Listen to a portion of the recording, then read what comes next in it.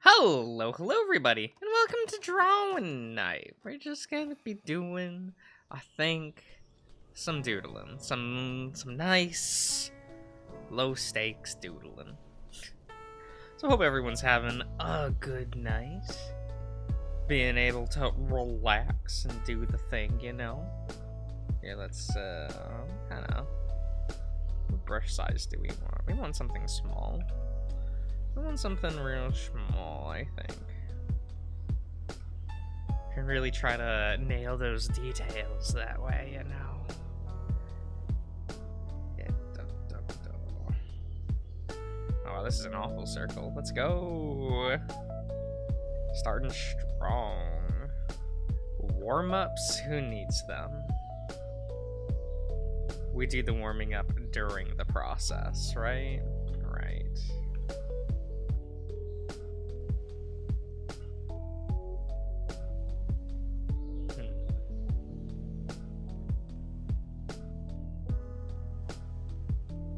No, give me one moment. Where's this? I want this.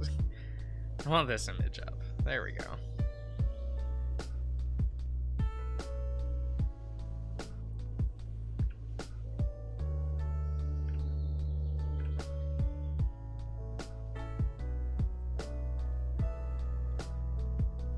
Let's see here.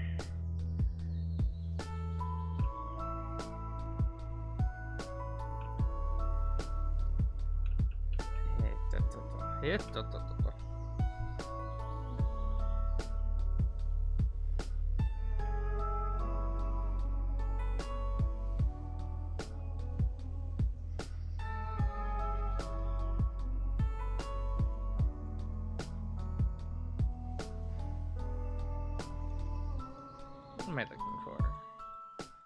What image in this folder am I looking for? There we go.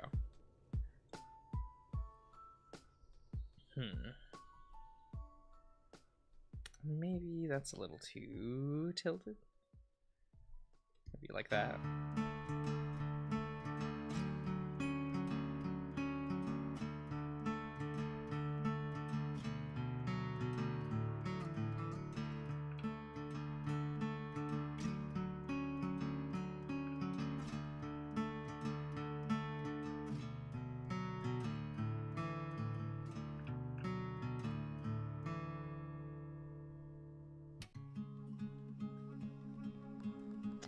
Maybe something like this.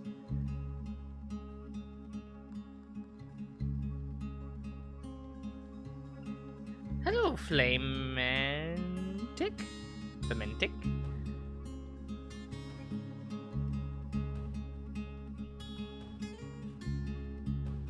Hello, hello.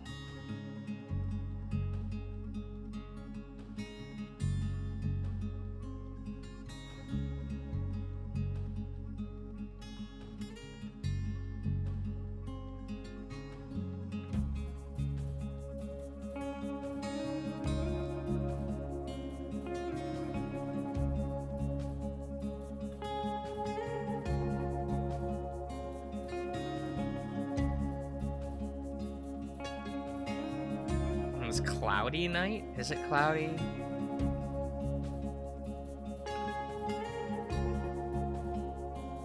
Kind of hard to tell where I live. You can never actually see the clouds at night here.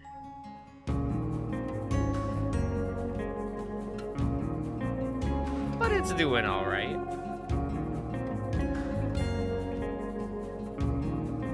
Oh, that music's loud. Here, sorry about that. Turn that down a bit. Yeah,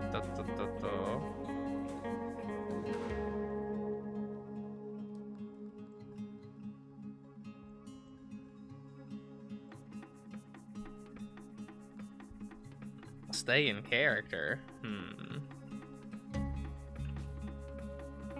Well, try not to do that too much. I only say that because I have a no RPing rule in chat.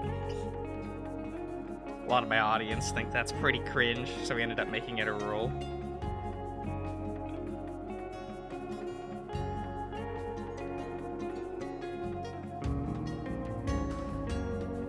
Yeah, no worries.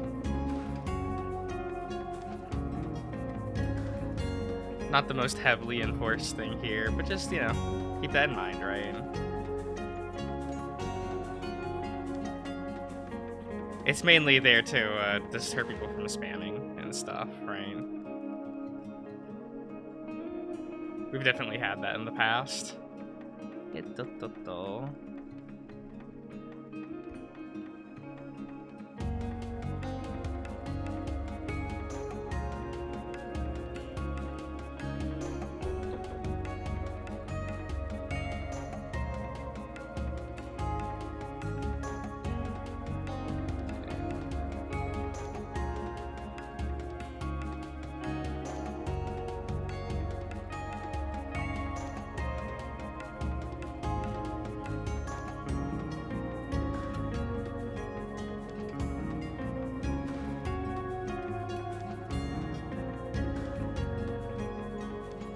Decided to pop in and say hi. Oh, thanks for stopping by. Always appreciated. Truly, truly.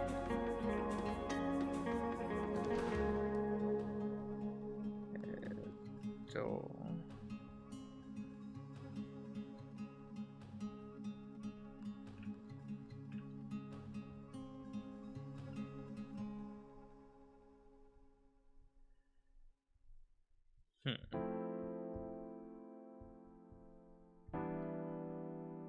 Let me just put a line here for now,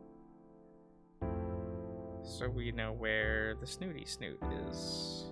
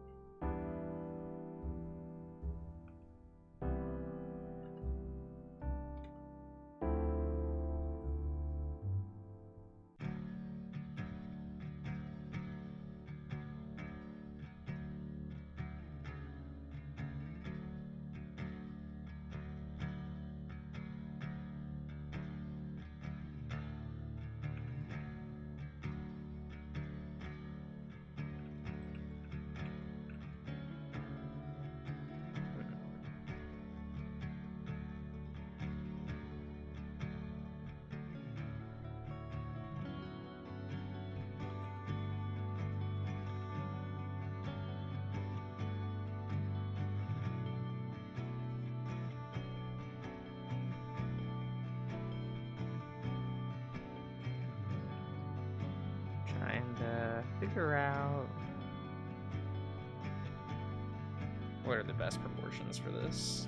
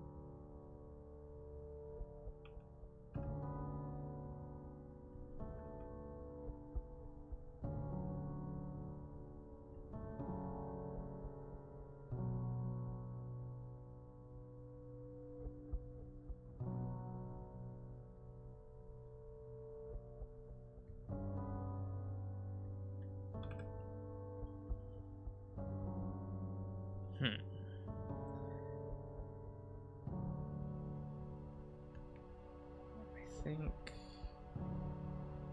the eye shape probably needs to be worked on a little bit.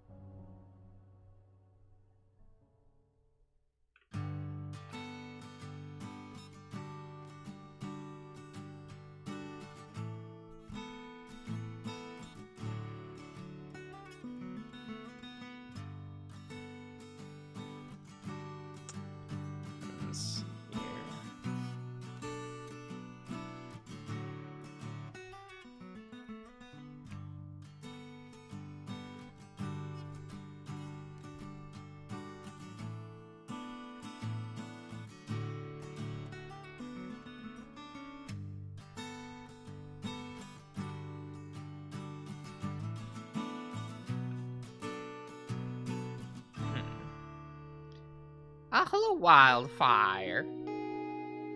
Lurking today? No worries, Wildfire. It's alright.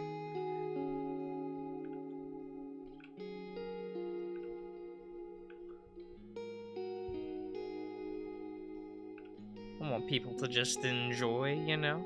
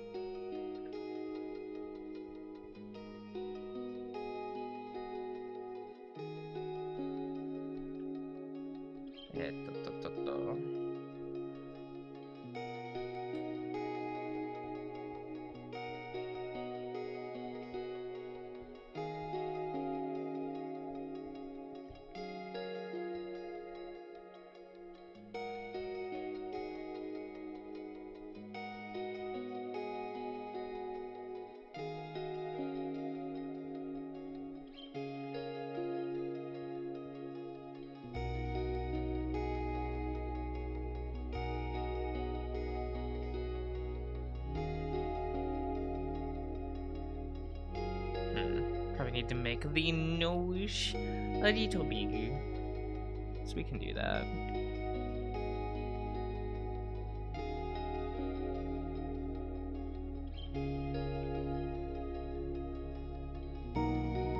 We can move the mouth.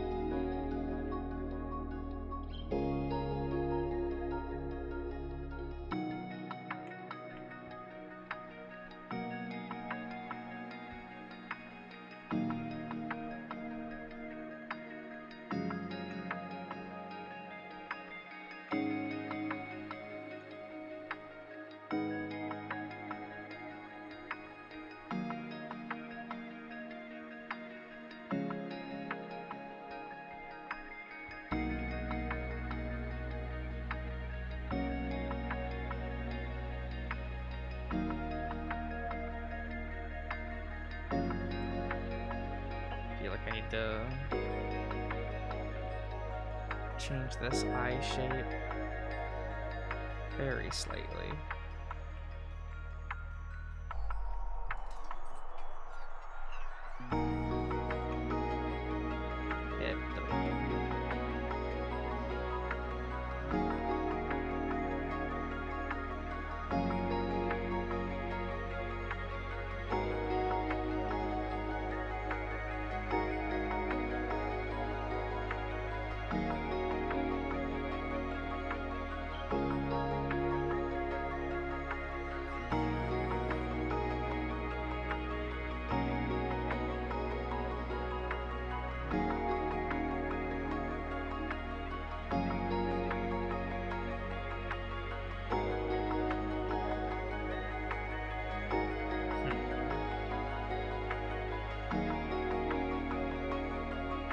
His eyes are a little too big. I tend to do that though.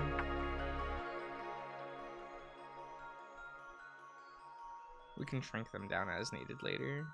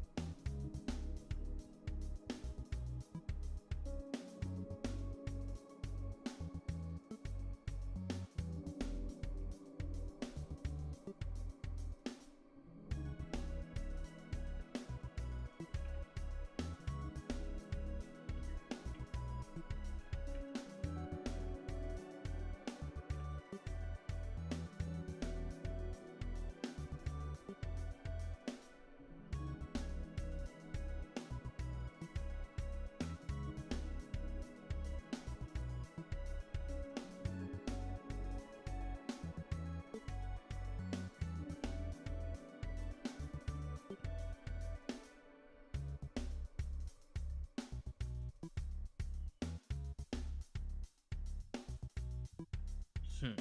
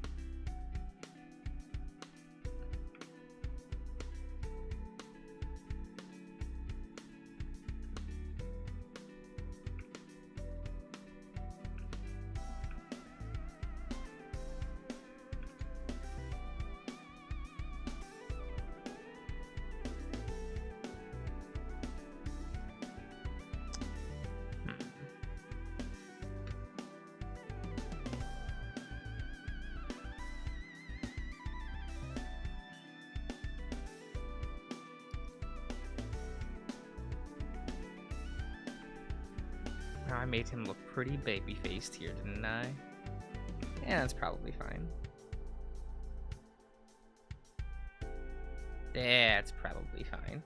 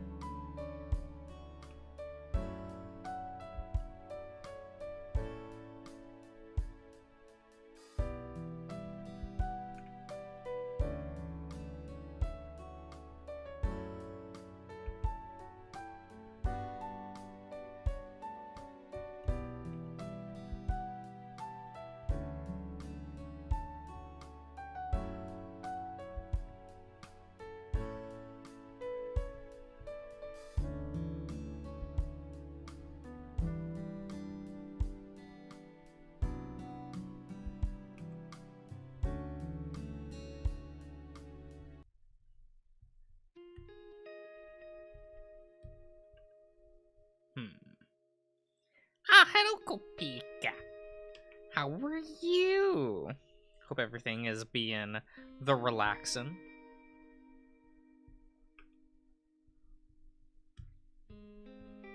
And if not, hopefully we can make it a relaxing time, right?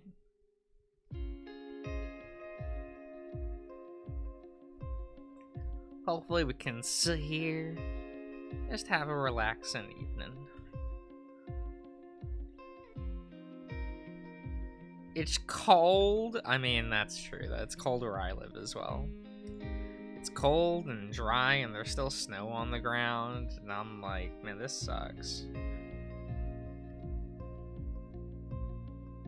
People are like, go outside, touch grass, and I'm like, it's literally buried. I cannot go outside and touch grass. I would love to go outside and touch grass. But there's a nice layer of ice on top of it.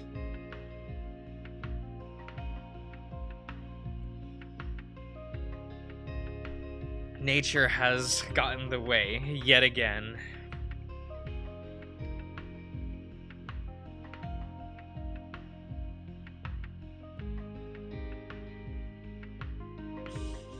This is a nice man getting made.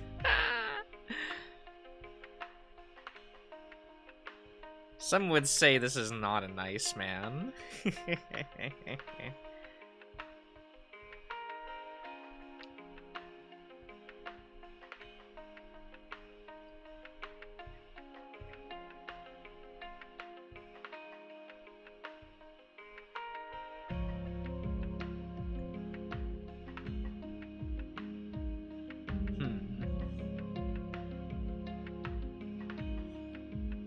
Like, he has a normal shirt. He wears a normal shirt. Oh, wait, he wears a V-neck. Sorry, let me...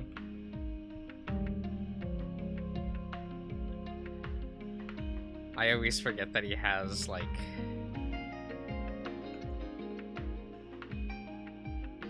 It goes down to a point. I don't think I ever really draw that too often. I just always forget.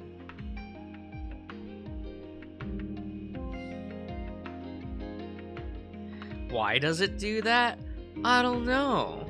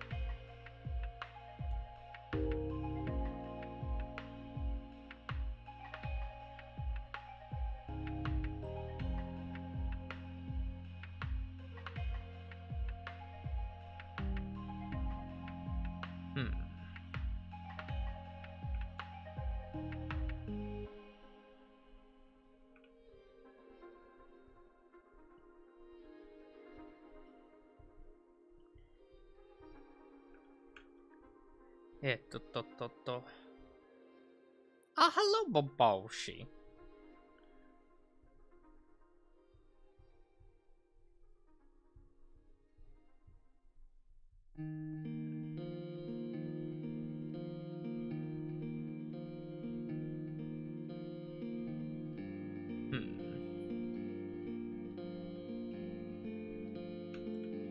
Yeah.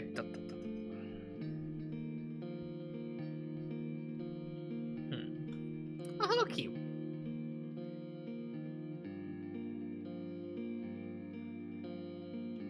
Why the duck is the bees coming from the washing machine? Eh? Don't think I can help you there.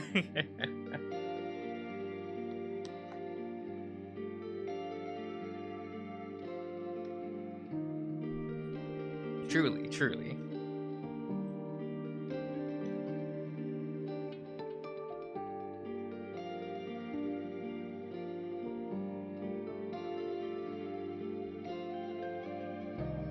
Temptations ballad got an update recently. I think someone told me that. But also so did like 17 other VNs that I need to go back to. And I'm like, this is fine. Everyone wants something different from me, it's fine.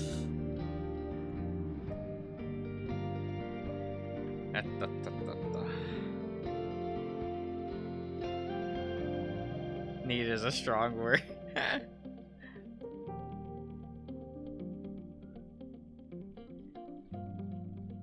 It's fine. Everyone wants like a different playthrough. I'm sure some people want me to go back and get the good ending to Nick's route, and I just don't know if that's gonna happen.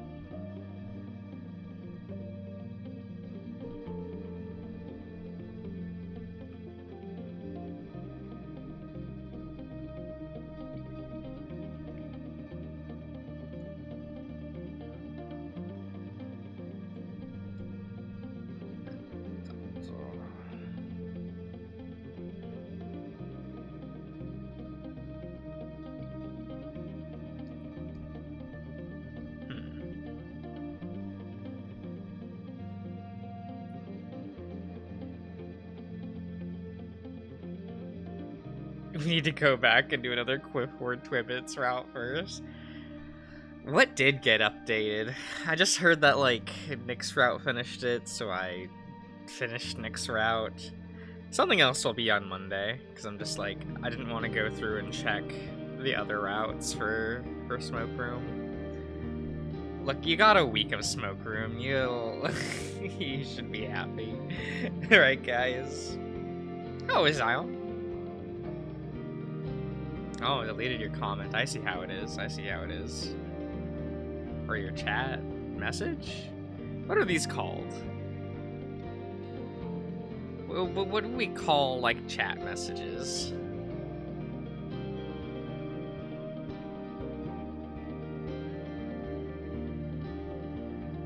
Mod abuse? No, that was definitely them deleting their own message. Because I'd be able to see it being deleted by a mod. It would say that. Like, deleted by X. Like, you know.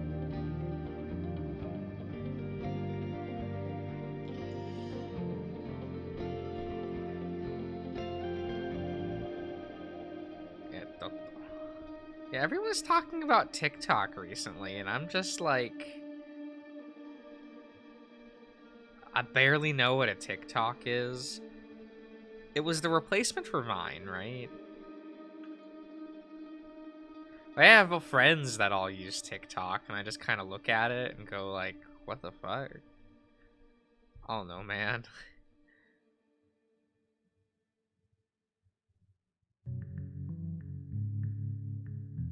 11 p.m. comfy streamer, is it? Is that what I am?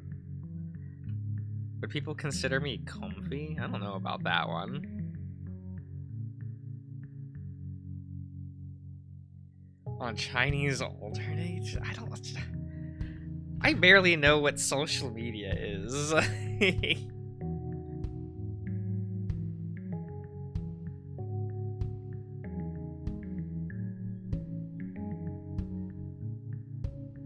just don't do it.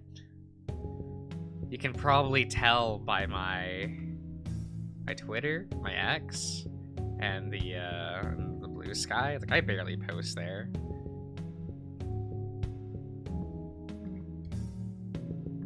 I mean, I say that, but I used to do a lot of the Twitter posts.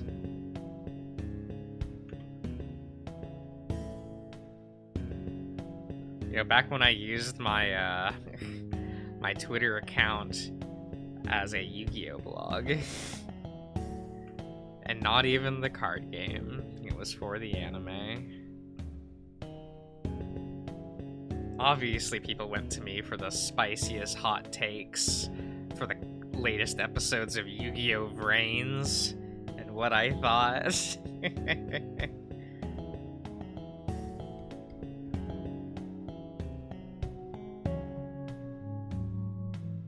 Is that the next video that I make? Do I talk about Yu-Gi-Oh! Vrains and how it was not peak fiction?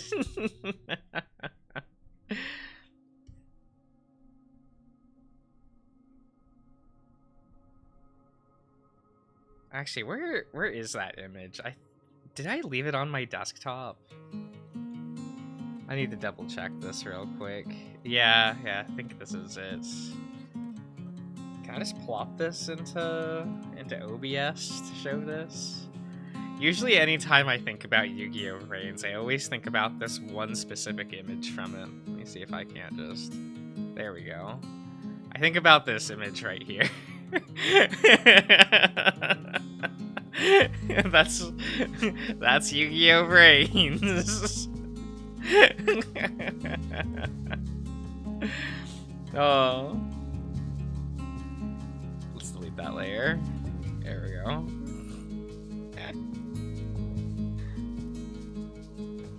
I should clean up the images on my desktop. That's such an iconic mood.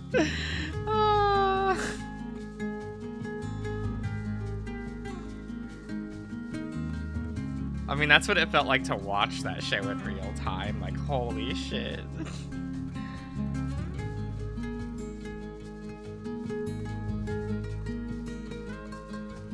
Well, you know it's bad when, like, every couple of months, the director is posting on, like, social media, apologizing for the state of the anime.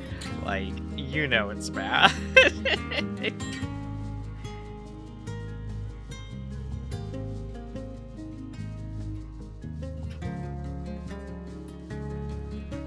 constantly going like, oh, I'm sorry that this week's production was really bad. Oh, I'm sorry that we had to make a recap episode. The team's a bit falling apart currently. And it was just like, damn.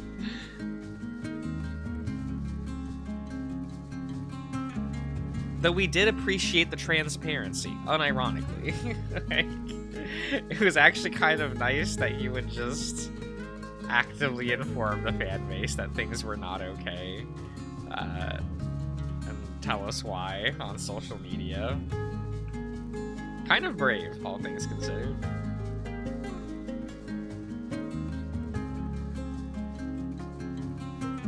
I think that's the reason why most people at the time would give Yu-Gi-Oh! Brains a lot more slack than, like, Arc 5. You know, because Arc 5 is bad.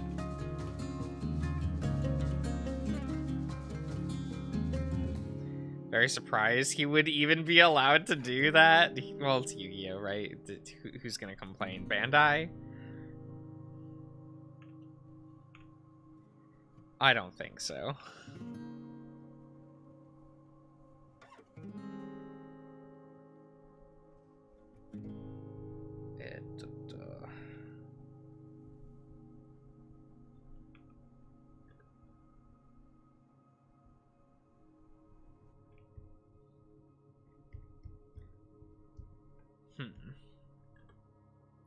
I should probably work a bit more on his face, trying to make this actually look like the character. So let's go do that a bit.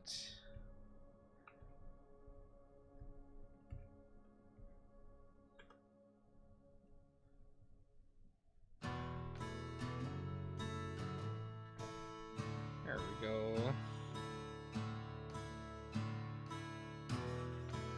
Did I already finish the Smoke Room Nixer? Yeah, the final episode of that came out yesterday. The day before. Is Smoke Room even related to Echo anymore? Canonically, yes. But it is glorified fanfiction now.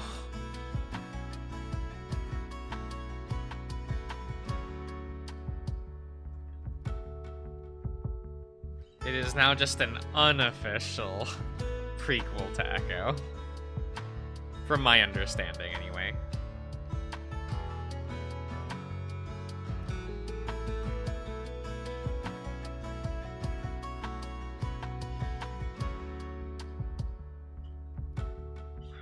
Remember when Joey got bullied by Kaiba super hard in the OG? Yeah, that was weird. Because a lot of that is like dub original.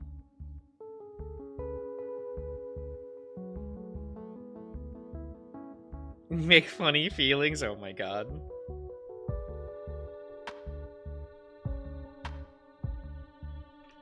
Man, I still just don't like how they dubbed like Jinochi for the English version. I'm like, damn. He was such a cool character. And like really beloved in Japan too. Still is to this day. Like, it's kind of weird seeing, like, the cultural divide of, like, people saying, like, people in, like, Asia going, ah, Jinochi, that really well-characterized secondary protagonist that we all genuinely love for his strength of writing and character. And then the English fan base is like, oh, the funny haha character.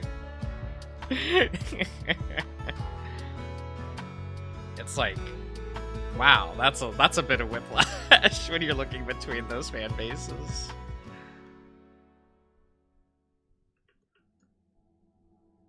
I think that's why I really like the Dark Side of Dimensions like key art for Jinochi, is I'm like, oh, that's the character though. That really like solemn pose he does, it's nice. It's a good look.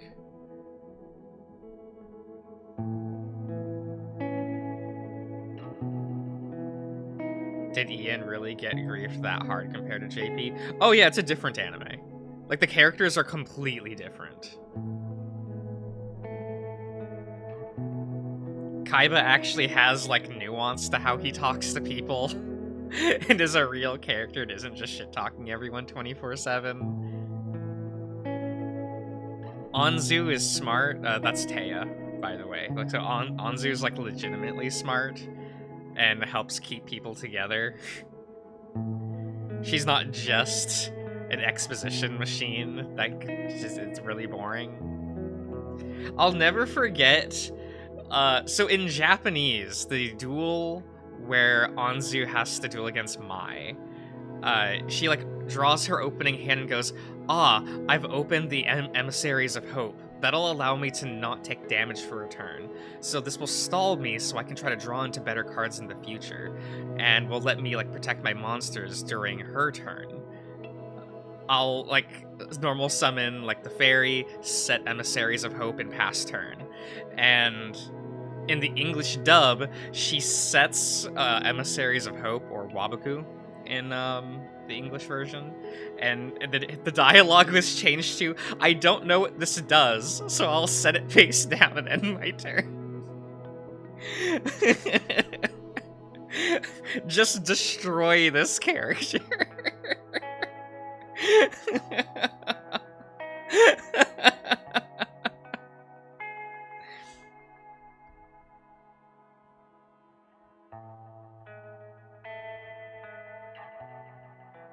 Yeah, Waboku. That is what they decided to call Emissaries of Hope in the English version of the game. I don't know why, but that is what we got going for us.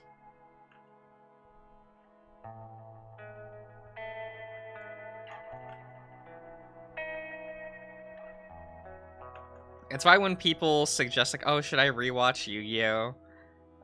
For like nostalgia's sake, I always like suggest like, oh, try it in Japanese, since that is available in English regions now. Like, just try it, see if you like it.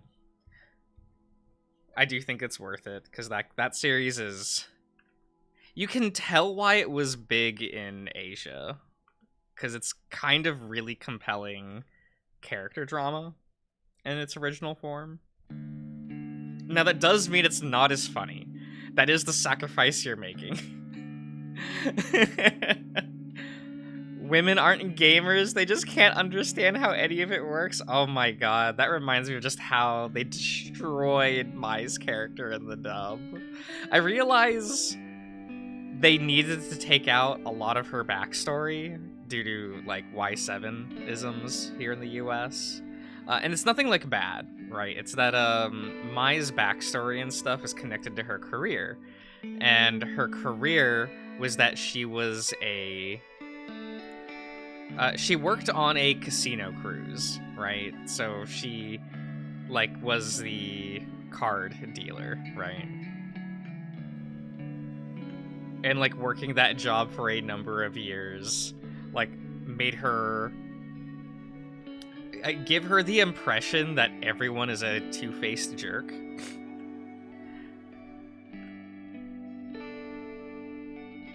And because of, like, her career, it turned her kind of two-faced, where she's not able to, you know, because you're kind of meant to... sorry, what am I thinking? kind of trick people, be a little duplicitous in that career field, right? So that made it so that she started to become more two-faced, and she hated that about herself. And you just don't get any of that in the English version. So she ends up like being a more compelling character.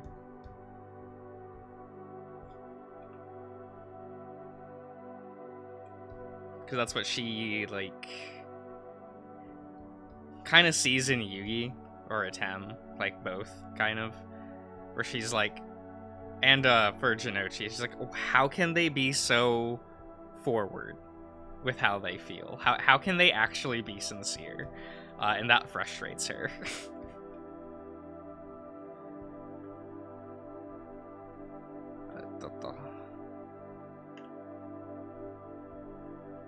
So that series is a bit rough to go back to for me, for after like experiencing the Japanese version. It's like, ooh, this dub is not great.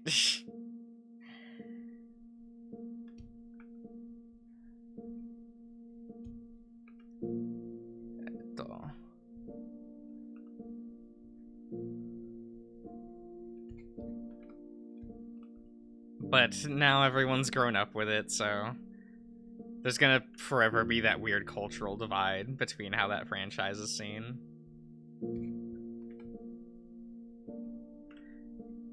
The funny part is I actually don't think that Yu-Gi-Oh! Like the original Duel Monsters season got it the worst. I actually think Zeal got it the worst. I think Zeal has somehow the worst English dub in the franchise, which is impressive.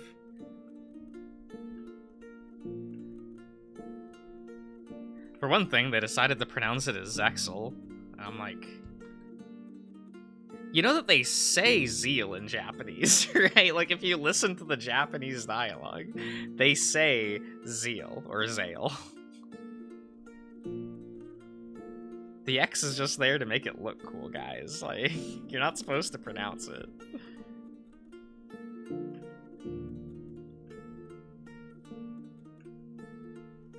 Then the voice acting was real bad in that one.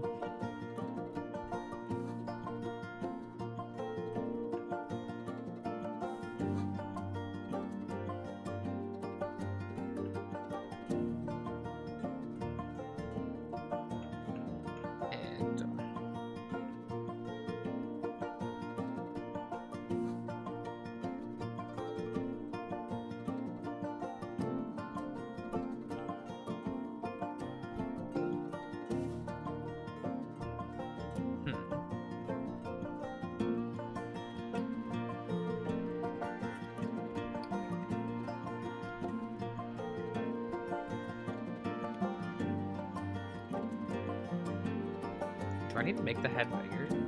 Actually? I might.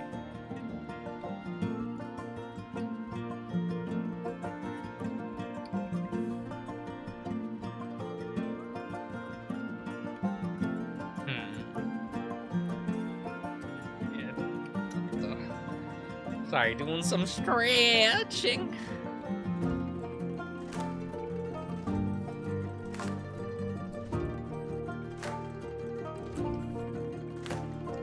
Made him look comfy. Very good, very good.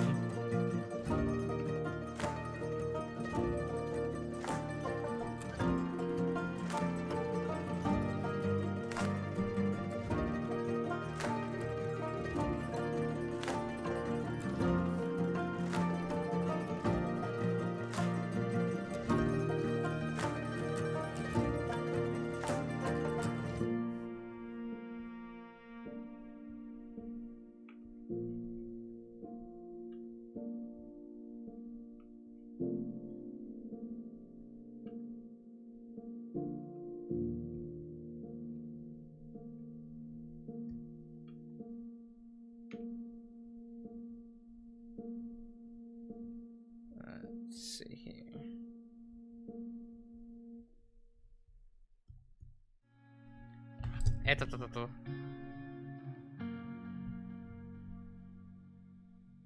Is when I'm touching the warning signs. Terrible, Ian. Terrible. But hello, hello.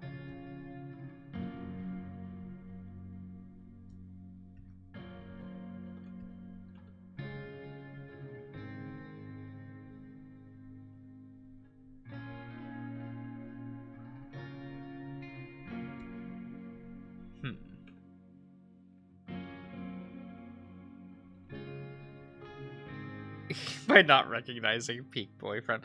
Look, Echo is a boomer game at this point, so it's fine. People won't recognize him anymore.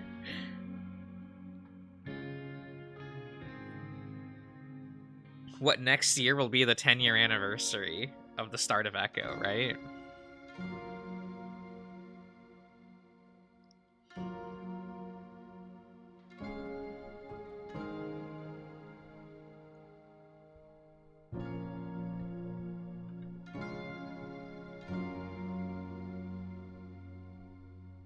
Look, soon Echo will be talked about in the same vein as Moria Natsu is that weird phase in furry culture.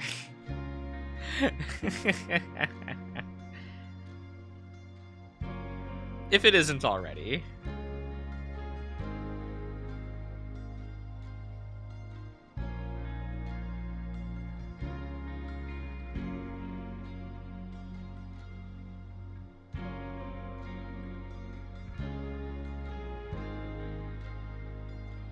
Oh, wait a minute. Is my Discord, my Patreon Discord poll still a tie? Give me a minute, I want to go check that. I put up a poll on what I'll upload on Monday.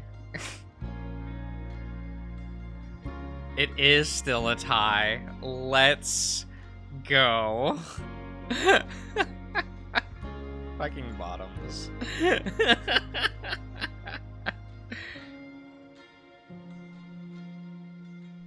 I swear every time I do a poll, everyone goes out of their way to try to make it a tie. The Birdcage members hate me.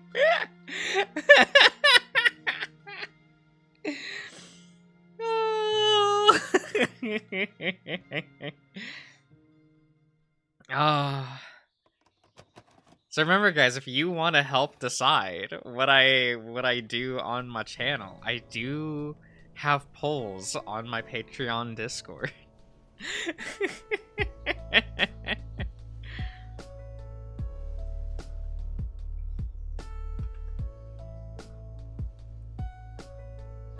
He's not even going to watch it, yo, facts. Darian does not watch my videos.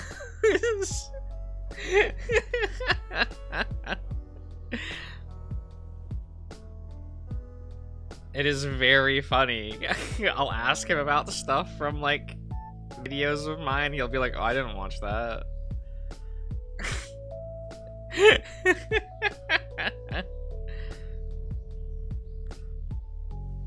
It's okay, he's the type of person to only... He'll, like, pop up videos that he was in to look at the comments to see if anyone called him a good boy, and that's about it.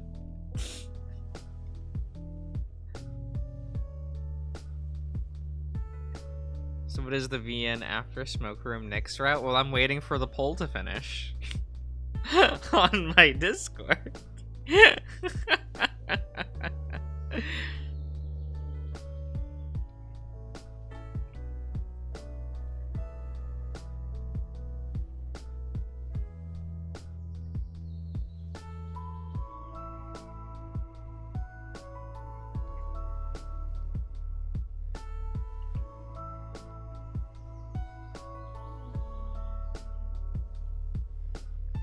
So who knows what it'll be?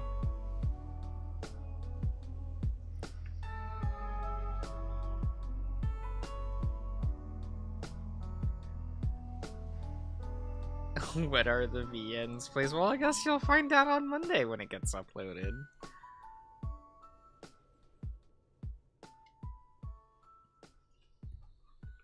Look, Patreon content gotta stay Patreon content, right? Amaris 2? No, I don't even know what that is. What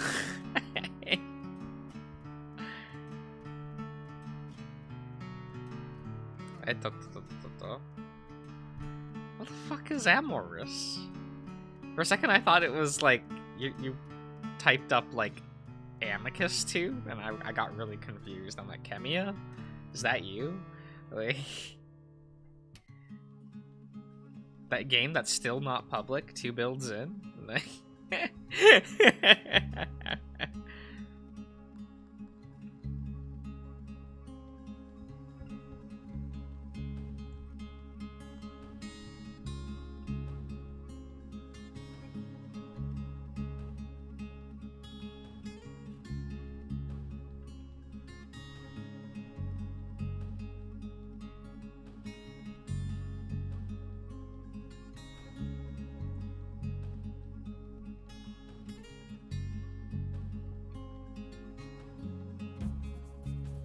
Amikins 2, Furry Boogaloo. Oh my god.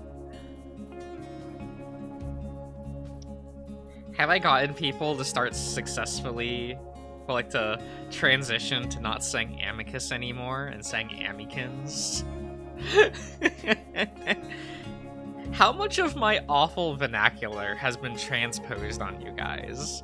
I've definitely had people complain to me that they now say kato. And fuck. Because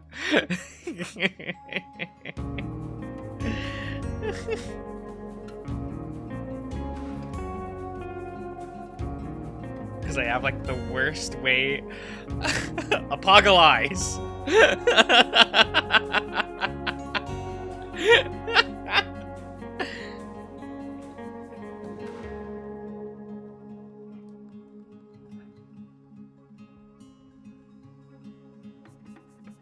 Look, I love Apogolize, okay?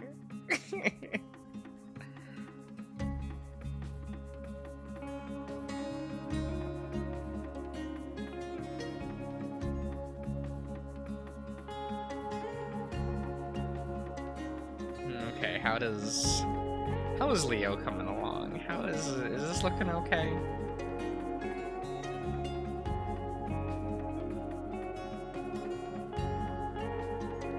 Is he looking cute, guys? Is he looking dateable? Oh, hello, Ivan.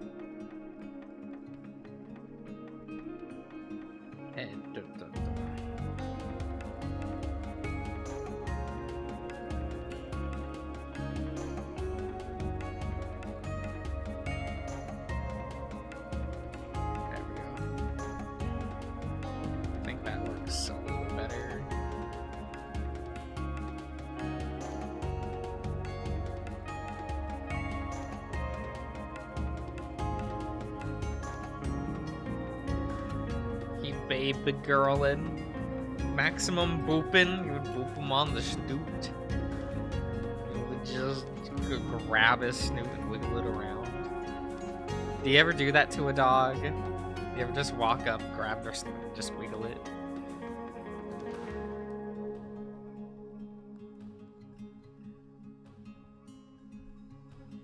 I find that small dogs really hate it, but large dogs are like, oh my god, play?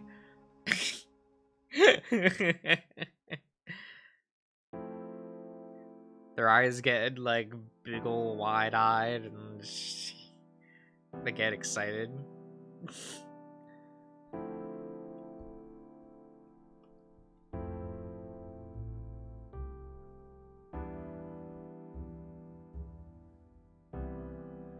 Yeah, they do gotta be big doggos. Small dogs are like, no, you're oppressing me. I hate you. But big dogs are definitely like... Now wait a minute. Are we playing? Are we doing something exciting?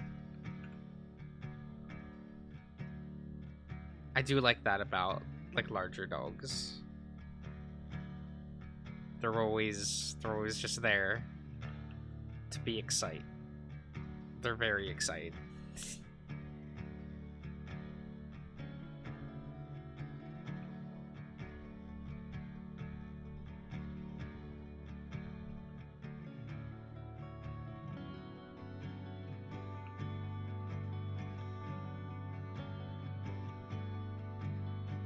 There we go.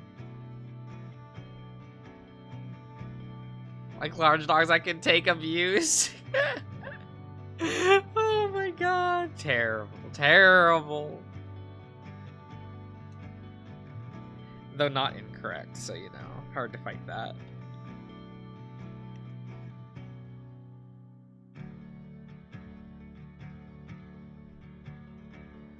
Definitely really hard to fight that.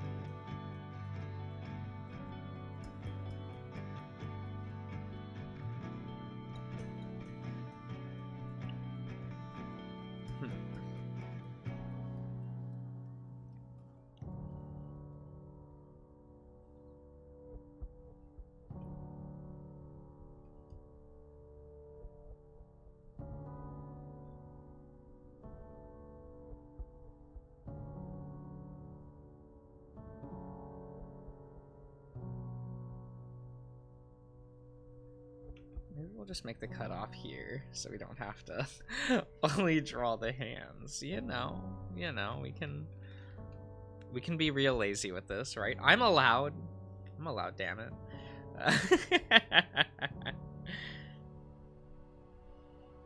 Let me just change the width of the canvas real quick.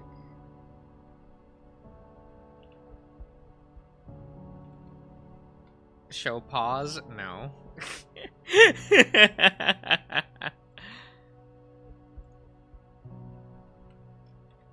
Alright, see you around, Babulshi. Thanks for hanging around.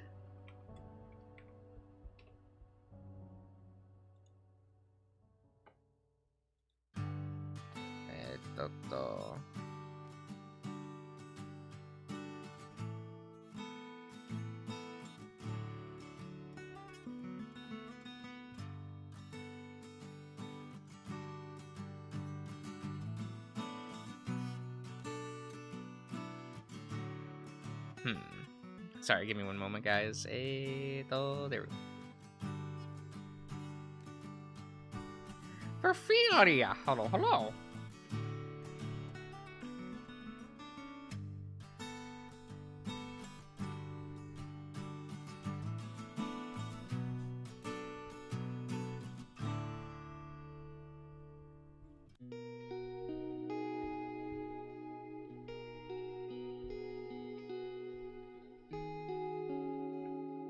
Actually, let me just...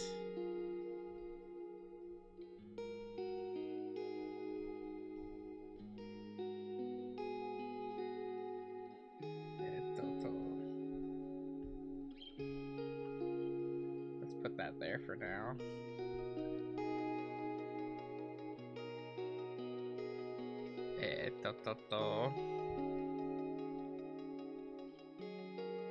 Do I draw with a mouse? How would I draw this with a mouse? I mean, impressive if anyone can, but no, I use one of those tablets.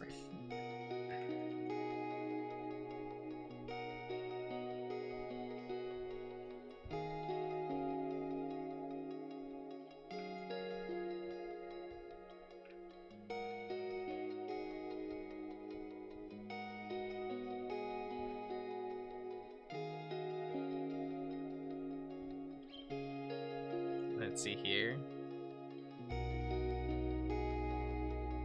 It was the cursor, eh? Well, the cursor's gonna see the same no matter what, right?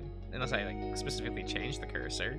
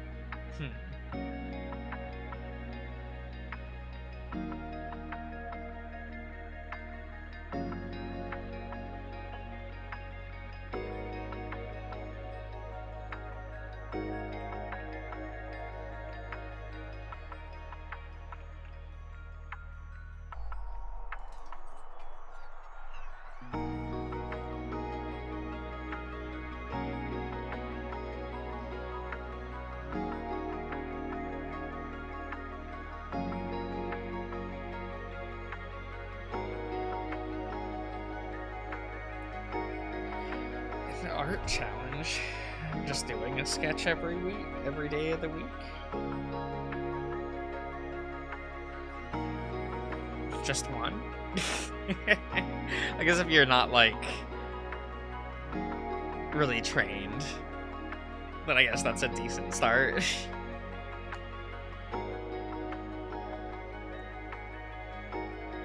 Oh. I mean, in college, we would just be expected to draw, like, several times a day. You gotta learn? Yeah. I mean, my suggestion for always learning how to draw is, and this is not the most helpful advice without context, right? You have to learn how to draw. That's the best advice I could possibly give. But I know that it sounds weird.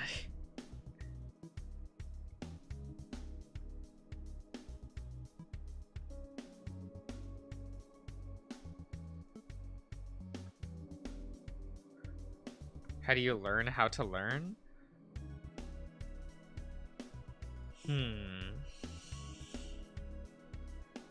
I did a lot of reading and took classes on art. You know, I went to a, like... I didn't go to an art college, I just went to a community college, but I was in the art program. And something I realized, like a general complaint about, like, art courses at a college is they will not teach you how to draw or how to paint. The goal of those classes is to teach you how to teach yourself.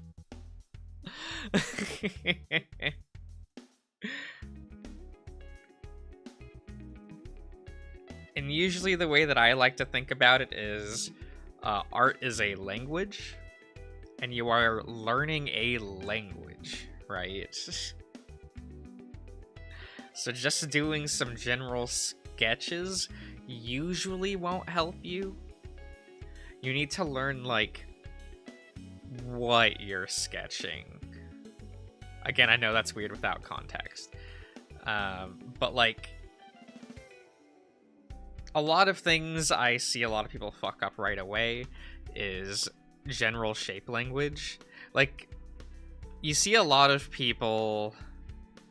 they'll just start sketching a thing, right? So if I were to, like, Let's open a new canvas. I went to Wendy's before streaming, okay? Okay, so I have, like, a thing of fries by me. You know, they're iconic. You know, the stupid thingy, right?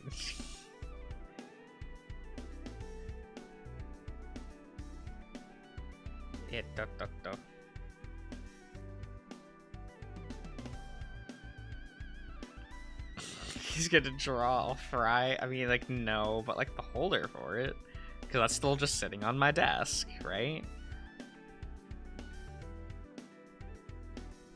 And like, realistically, what I just drew is like,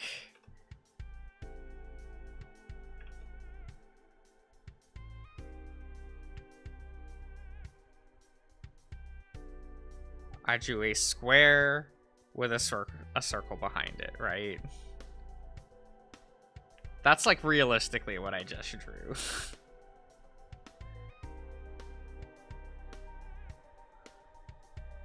And like pretty much everything is made up of basic shapes, and you have to learn those basic shapes, how to manipulate and draw those, and what those things mean. You know, it's a language. Things have meaning. Like, how you draw and how you depict things are informative, and so you need to know that language, and that will help you actually learn to draw, is because it will help you figure out what lines or strokes need to be made to convey certain things. Whether it be realism or not, stylization, whatever.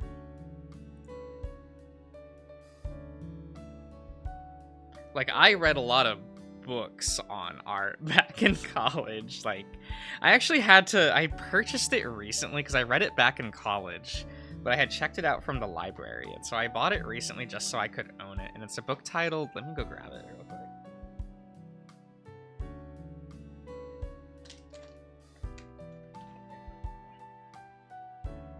There we go.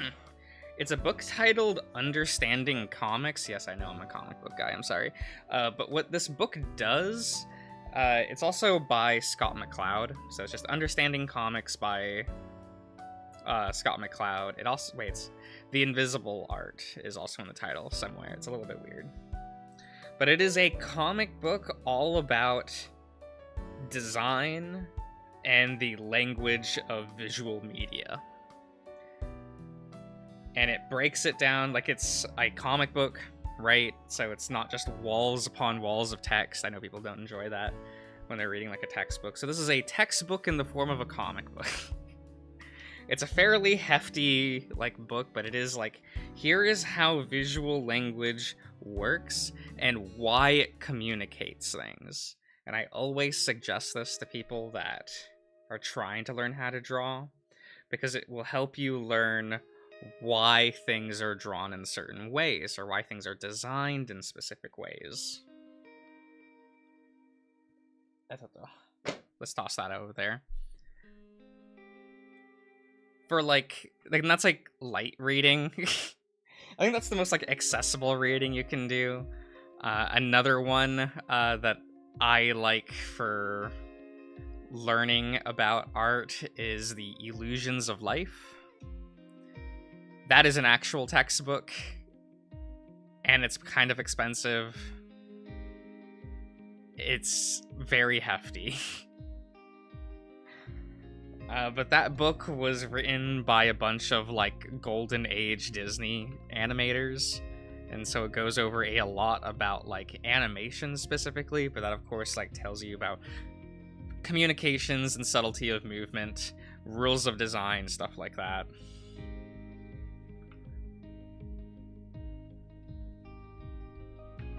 Like, I'm like a person that tries to stop people from just... Maybe don't just try sketching out the gate.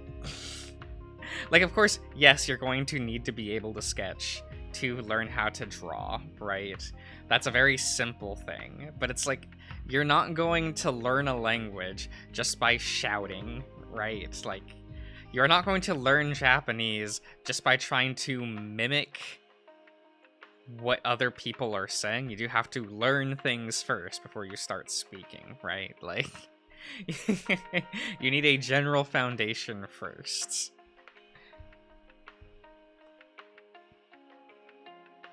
Let's see here. Where am I trying to? There we go.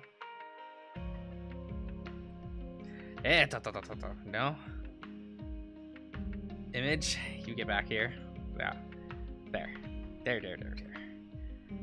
Trying to use this, like...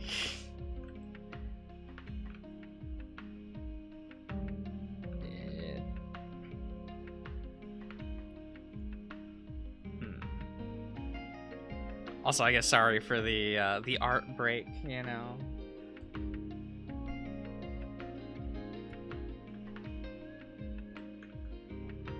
I was like an art and media kind of study kind of guy, so you know.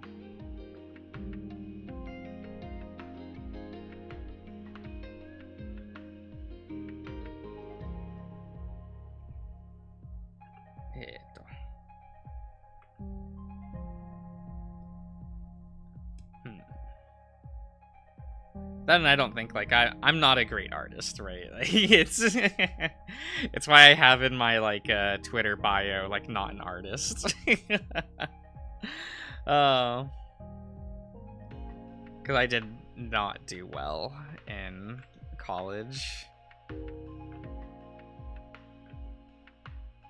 At least in terms of like learning art, how to draw, how to paint, doing that kind of stuff.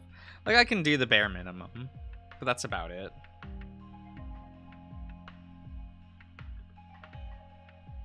Certainly why I'm not doing this as a career, right?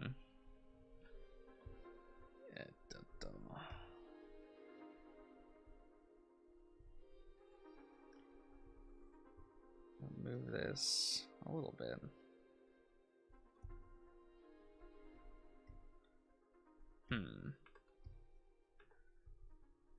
Let's see here.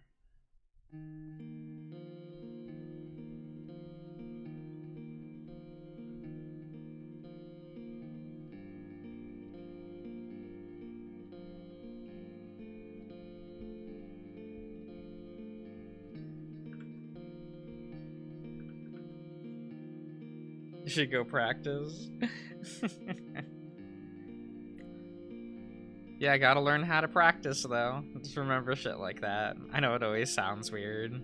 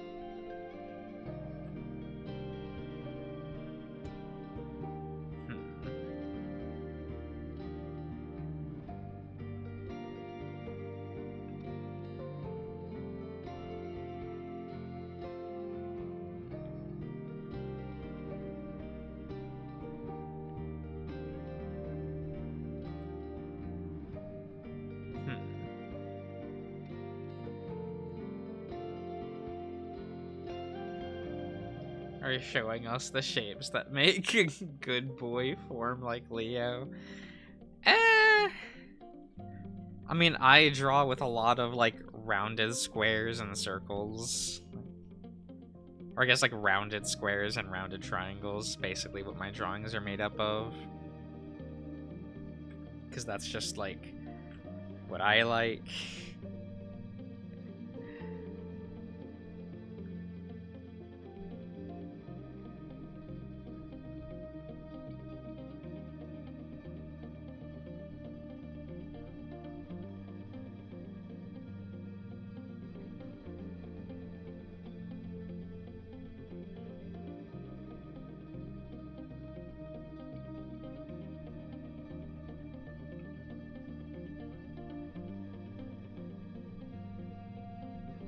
But I'm a little bit weird with that, so it's fine.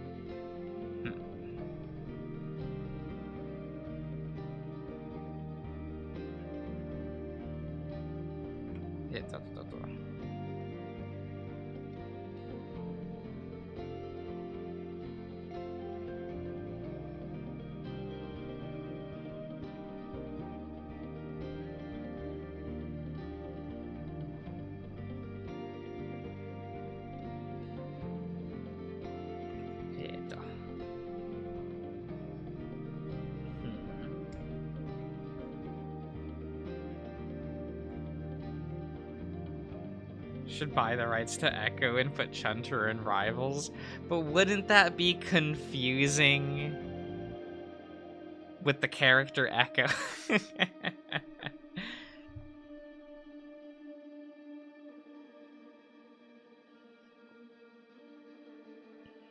It's okay, I'm sure people will mod in Chunter into Rivals.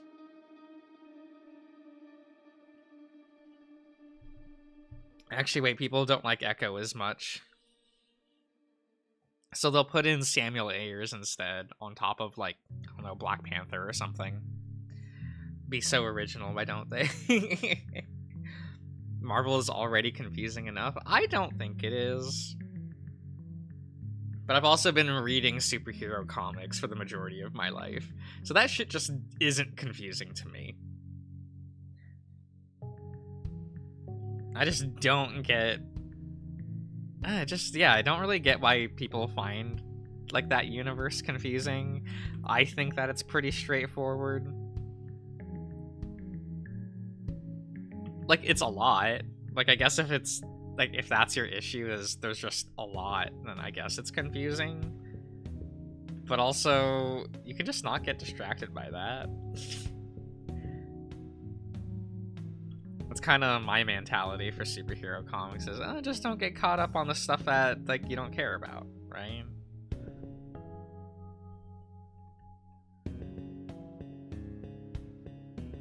You're too lost in the sauce to be what's confusing. I don't think that's true. I just think people think superhero comics should be straightforward, like other media, rather than taking, like, any given superhero story at face value. Because I'm that person that thinks any story works as somebody's first story, basically, in terms of reading. Because, like, do you think that I started from, like, the start?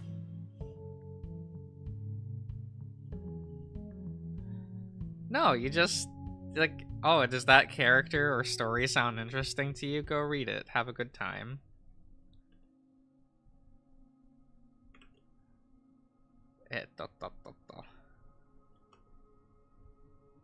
Like, I would probably argue that Marvel Rivals is more confusing than the actual comics. Because that game can't decide if it wants to be, like, what continuity it wants to be part of.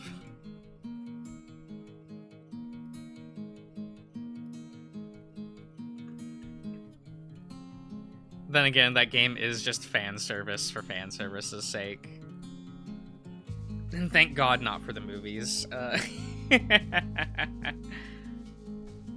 Like, there's movie shit in there, but it's so to the side and clearly not what you're supposed to be getting from it is.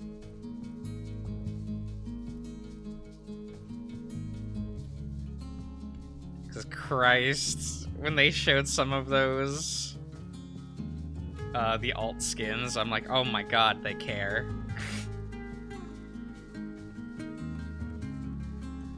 Like, when they showed the Maker as the alt skin for Reed Richards, I'm like, oh, they know. And then I had a bunch of people ask me, well, who the fuck is the Maker?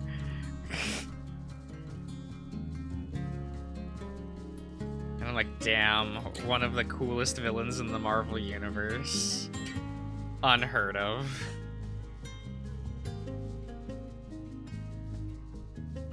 Then again, I don't think you could really adapt the Maker. Not in any meaningful way. You'd probably just have to make a character called the Maker. And just kind of shrug and be like, look, it's fine. you're never going to get the setup and payoff of the maker outside of comics, so...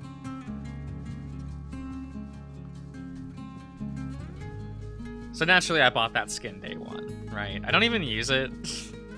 Because I do prefer just having, like, the Reed Richards look rather than the maker. But really cool that it's there. You know, support that.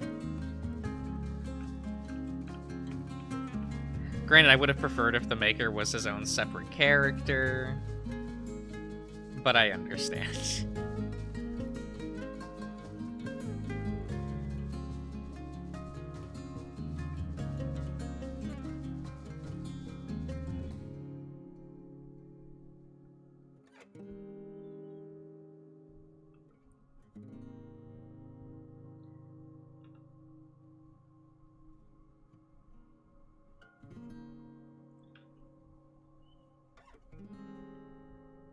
Like, I do indeed understand.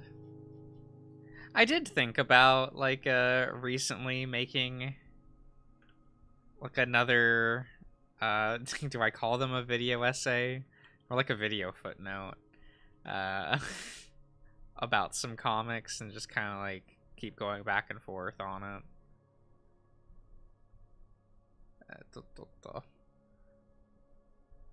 I was like, do I want to make a video about a one-off Hulk comic? And just because I've never seen that specific issue brought up ever in, like, a video essay or in casual conversation, like, ever. Maybe.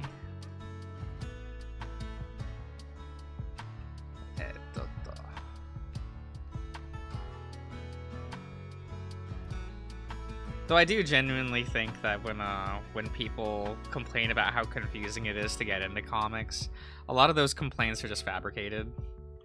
Like, they're just excuses that people say not to get into it. Because, like, once you start reading those things, you realize it's just none of it is true.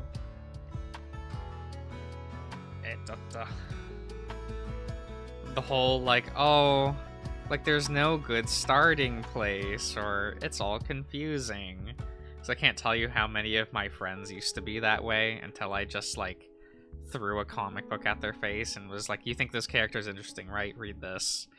And then they come back to me later on and they go, oh, that was really easy, actually. Like, to read and get into. Like, a lot of it's just made up by people. Like, who don't even read them in the first place.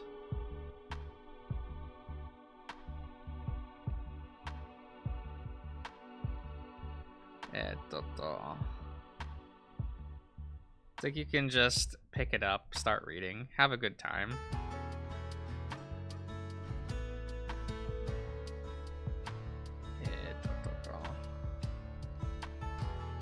Like, Darian just went and picked up Claremont's run on X-Men, and he was like, oh, I don't need to have read the previous 200 issues. I can just plop right in here and go. And I'm like, yeah. You can do it in the middle of his run as well if you want. Or any issue. And he's like, oh. And he starts reading and goes like, oh wait, you really can. Because these are all like one-off stories. Like the majority of them.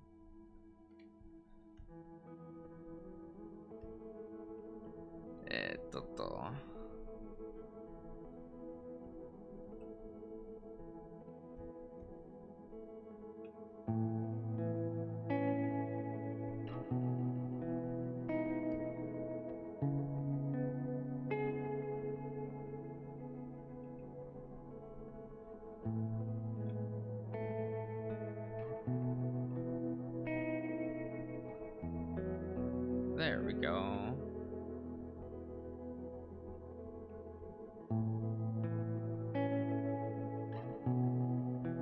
I feel like we need to alter Leo's arm a bit here.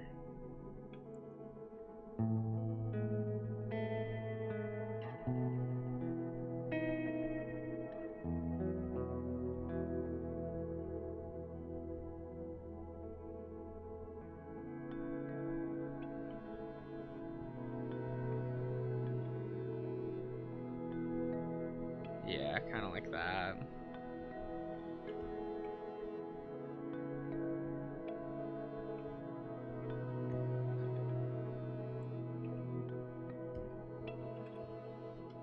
There we go. Yes.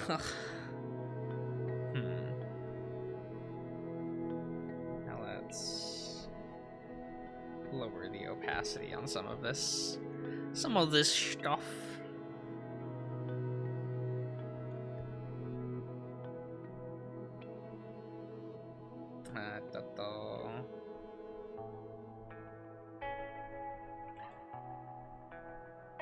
Hey. Okay, I think that's a decent brush size.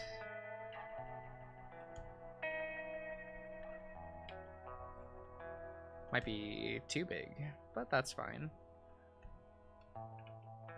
Maybe it isn't. I wonder about.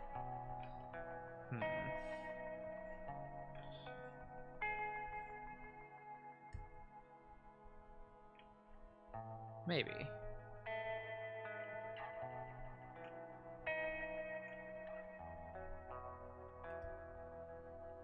Yeah, we do not need the eraser that big. No siree.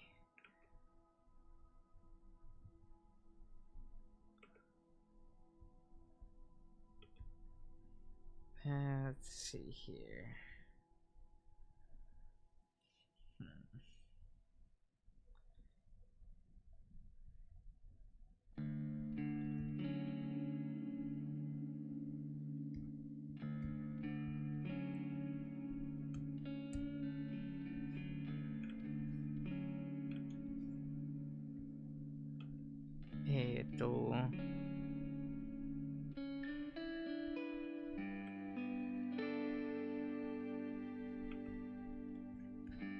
There we go.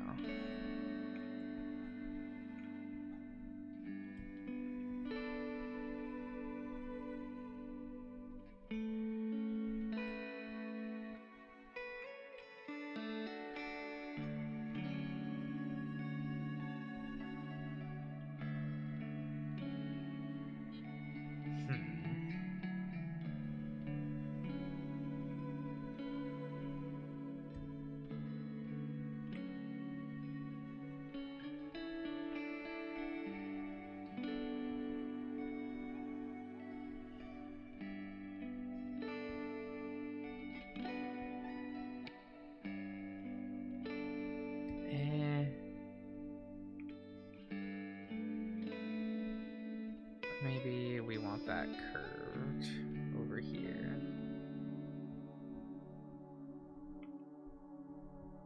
Maybe just a little bit.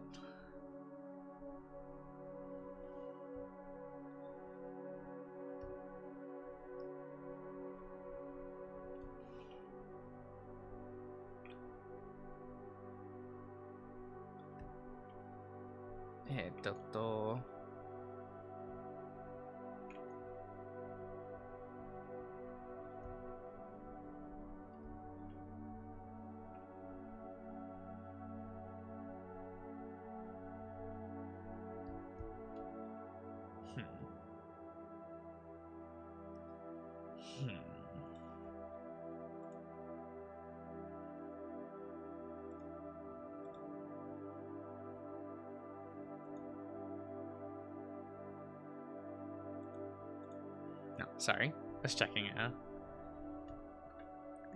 checking something in another tab real quick.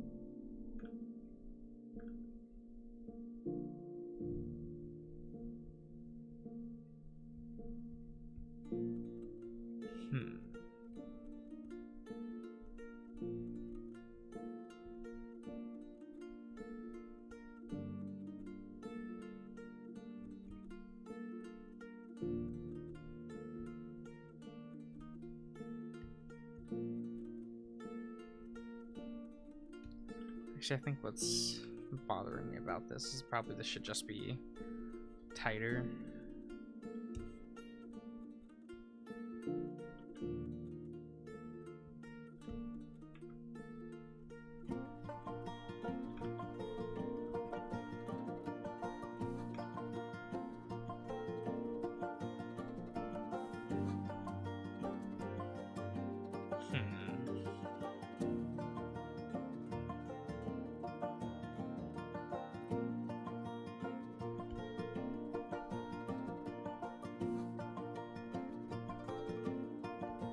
Okay.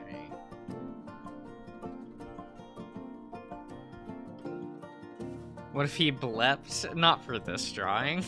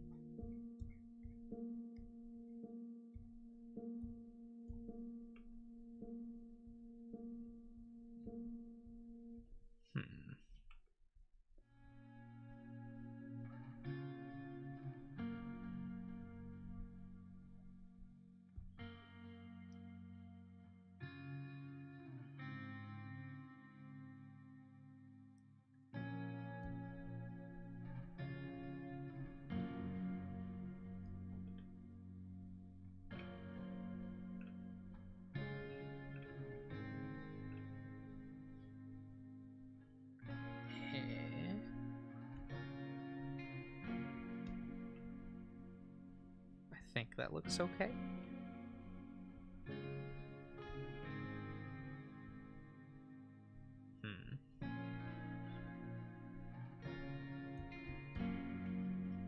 Maybe not. But that's all right.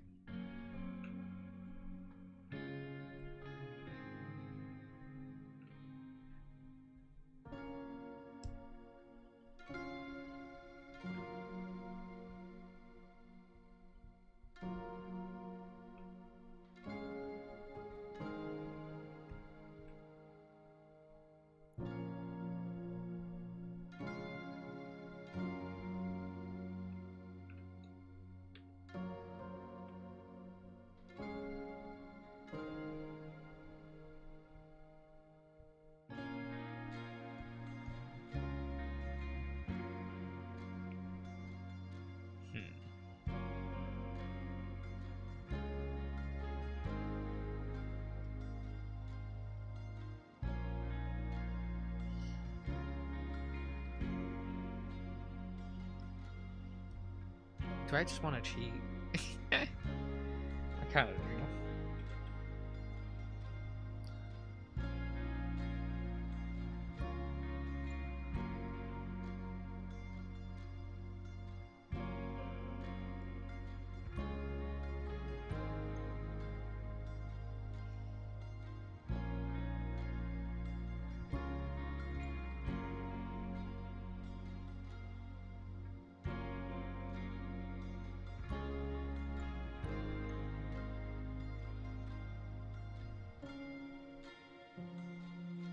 There we go.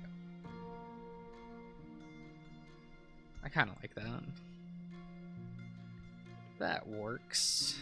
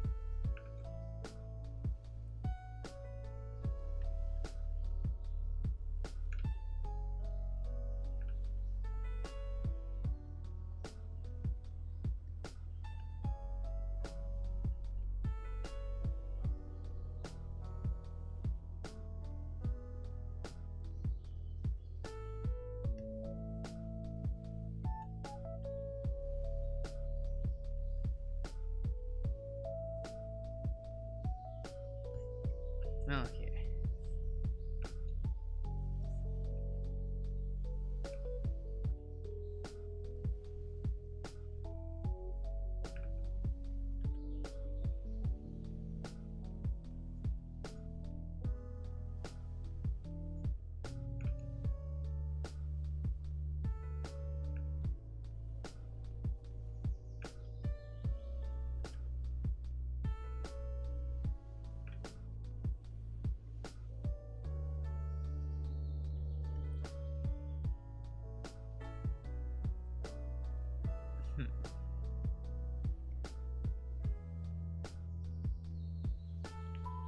I don't know if I'm happy with that snoot.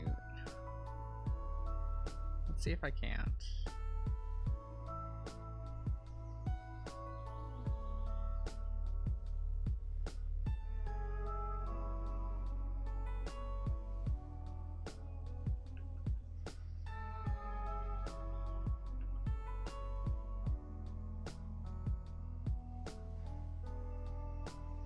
It's a little bit better. That is a little bit better.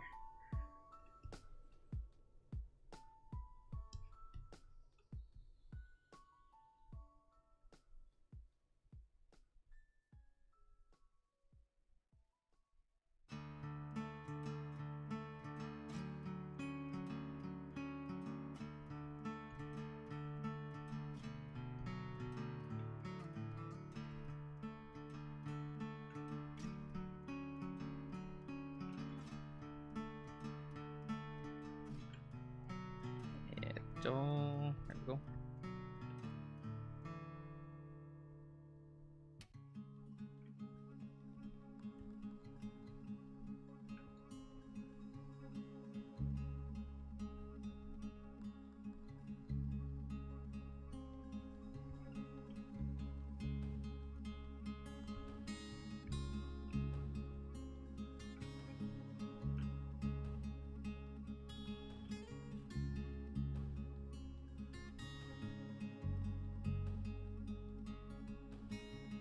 Okay.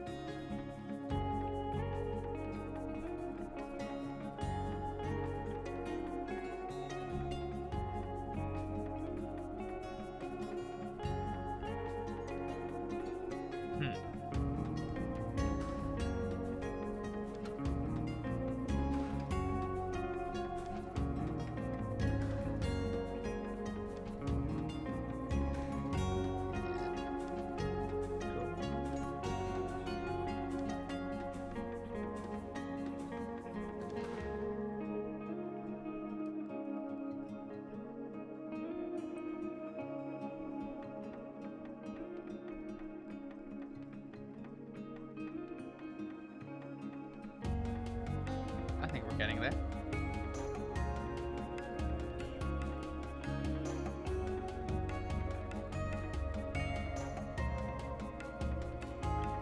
I think he is coming along all right.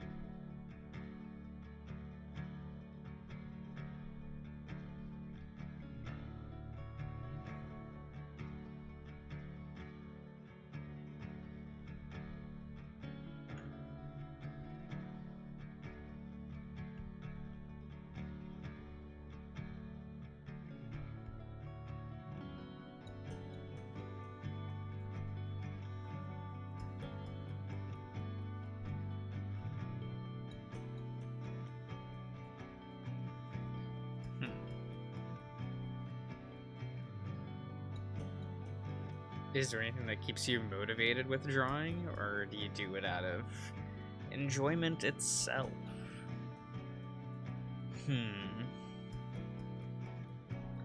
I feel that it's hard for me to, like, not just be in the world of art, like, in general. It's a language that, like, I find intuitive, and so I like to use it myself. I'm sure, like, you know, we can all make fun of the fact that, like, I'm not good at the language, right? But that's why I got interested in art as a kid, because, like, that as a language just made more sense to me. So as I grew up, I just like use that more often, right? Oh, excuse me. It just makes sense to me. And so I like using it, and I'd like to continue to use it.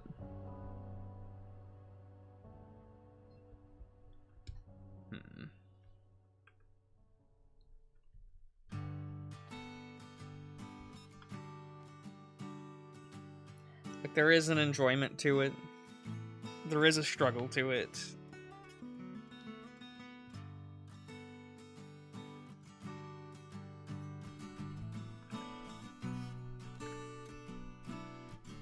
But I kind of like how meaningful they can be.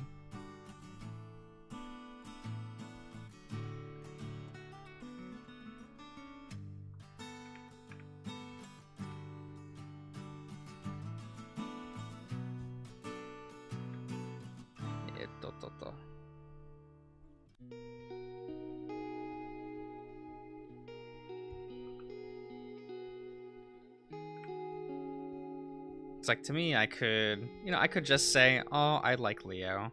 I think he is a rather sincere and nuanced character. Or I could say that, or I could just draw him just standing there smiling, right? And try to, like, convey that in him.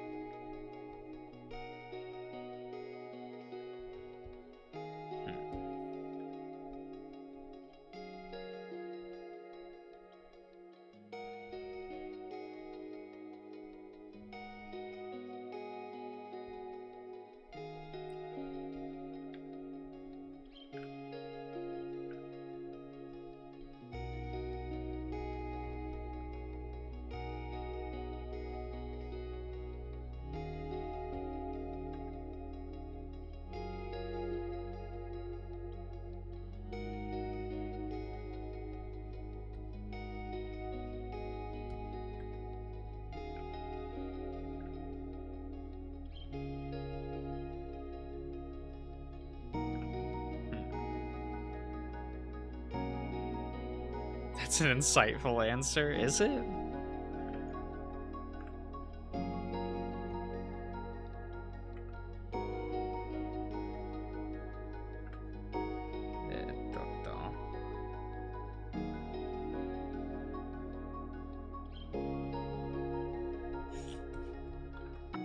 I figured I would just answer that truthfully, right?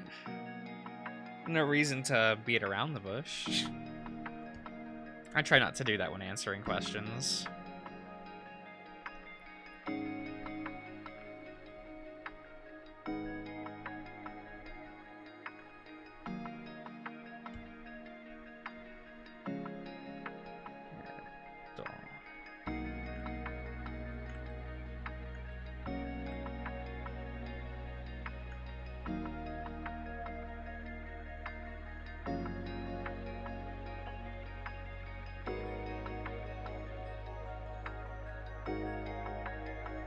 You hear so much more than I was expecting. Well, I feel like people don't casually enter the world of art, right? Like, if you're just what I mean by that is, like, you'll have people that will draw out of, oh, it's just kind of fun, right?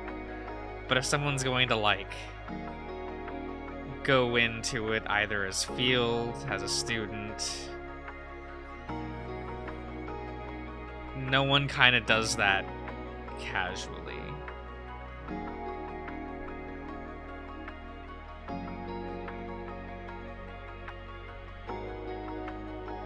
As someone that, like, used to do interviews with artists at galleries for college.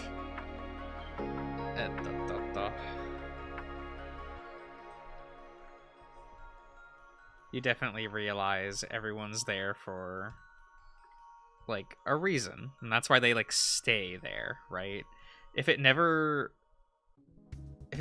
like, blossoms past a hobby that you do, like, that's fine. But there is definitely that lack of motivation from people, right? Like, people inherently have a drive to do gallery work, to be doing, like, a lot of art, not just like an occasional thing. Either to express themselves in some way, either to communicate something to somebody specifically.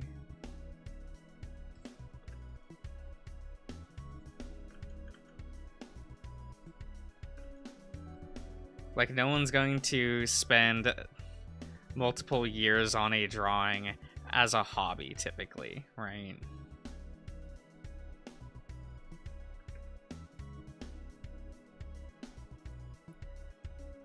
And I find that people, like, learn that about themselves in art real quick.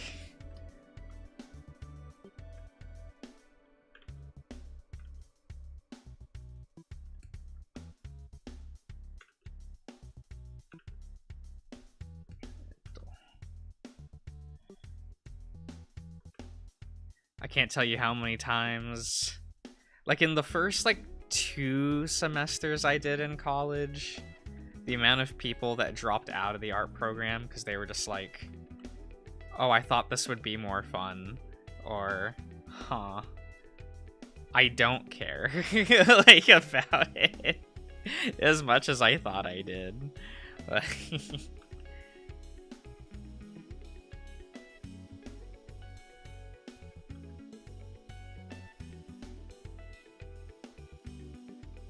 Definitely kind of just have to know that about yourself, right?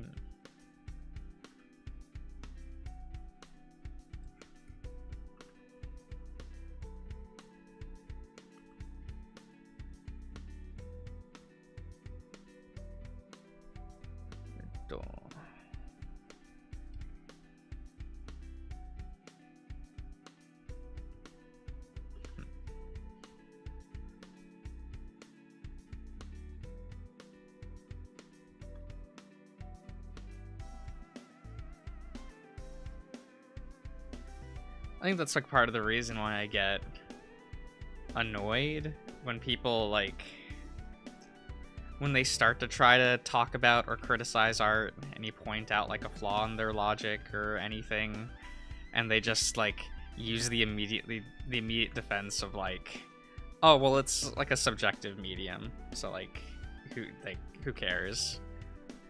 And to me it's like, why would you say that about someone's work? Like, that everything they do, like, in the field of art is only subjective? That just seems like the rudest shit in the world to me.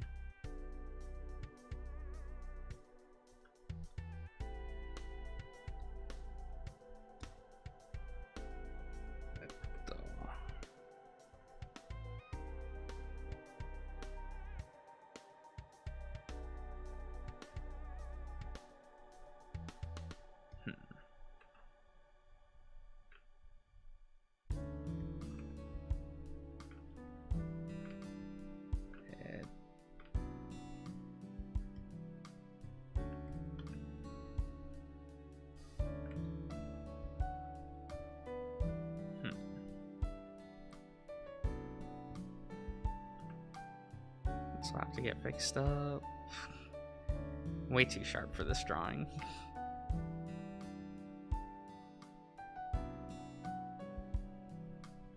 We want round things here.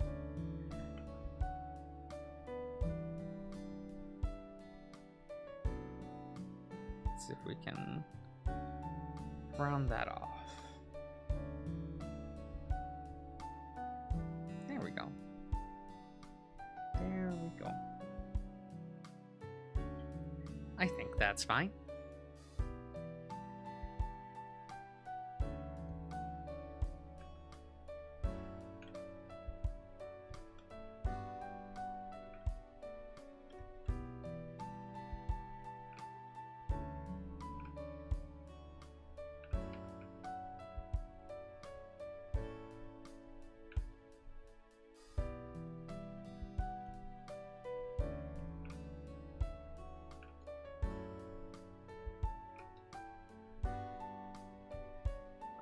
Let's try to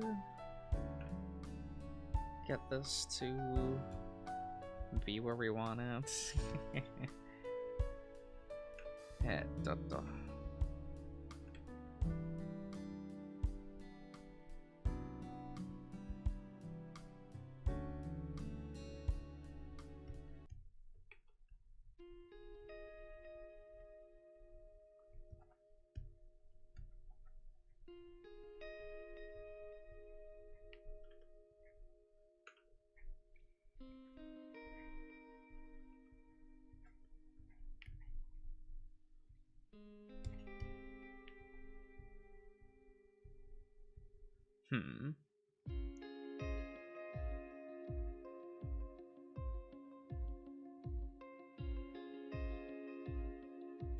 That all art is subjective too.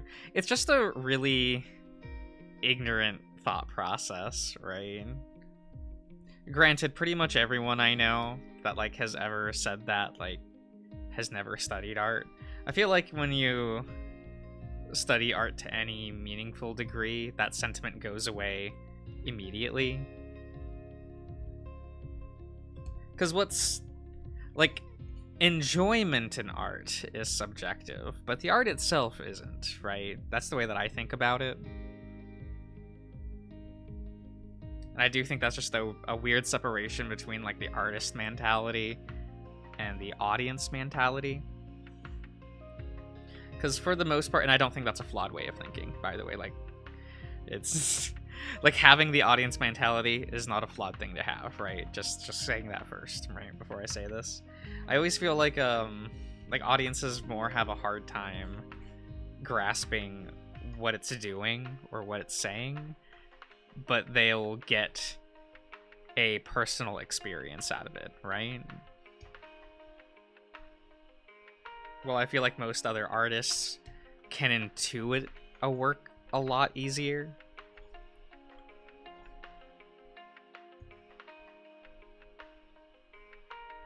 And so they get more of the technical side on how something is interpreted. And it becomes less subjective immediately, right?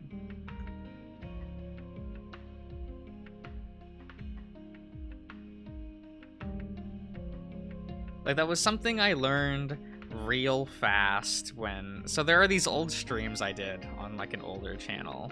By I hate these streams. Please don't seek them out. They are still up somewhere, but don't seek them out. In which I thought it would be fun to critique Pokemon designs, right? Not in terms of how much I personally like the Pokemon franchise, that specific gen, or individual Pokemon, but just talking about the design itself and how it fits in to the overall art design of Pokemon.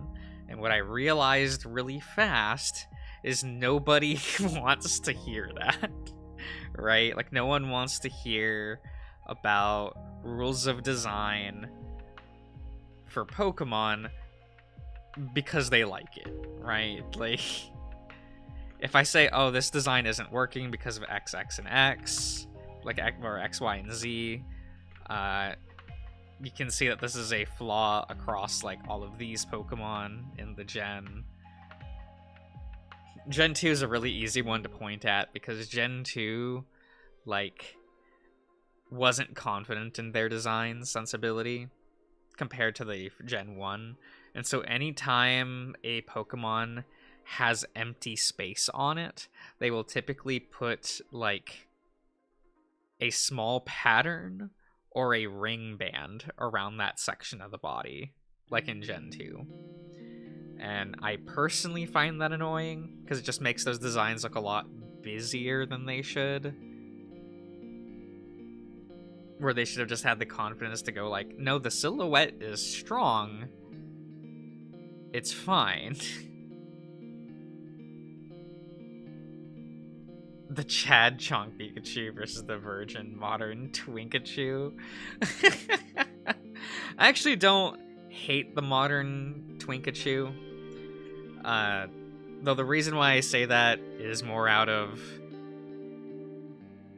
understanding why the change happened. And that is, I look at the modern Twink Pikachu design and I go, ah, so this design was altered for the sake of animation. Right? Like, the old Pikachu design doesn't move well.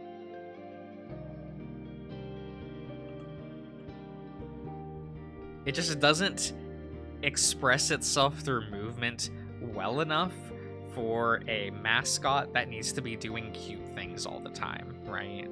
So I understand why that change was made. And, like, there's that, right? Like, that's just the end of that statement, is I understand. Do I think the original Pikachu design has a bit more appeal as, like, a plushie? Yes, I do. But for the sake of it being, like, a mascot that needs to do things, I understand and empathize with that change in design.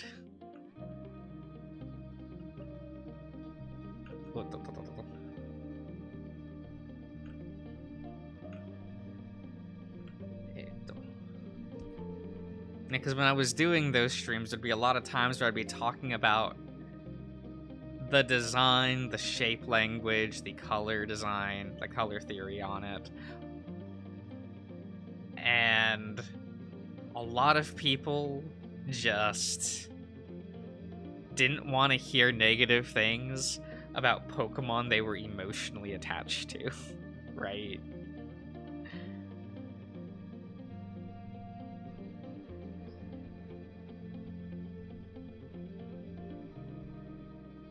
And I kind of just assumed that people would just be okay with talking about the design of the thing, right?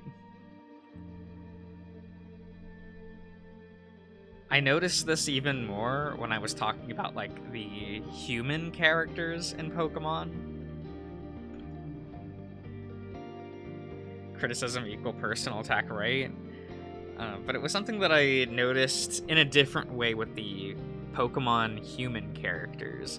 Because anytime, like, a character would pop up that someone didn't like, and I would, like, compliment things about, like, the general fashion sense, the general fashion design, you know, how the character is expressing themselves visually. And then people would complain and go, like, yeah, but, like, that character sucks. And I'm like, well, we're not talking about, like, the writing of the character. We're talking about the design of the character. Like...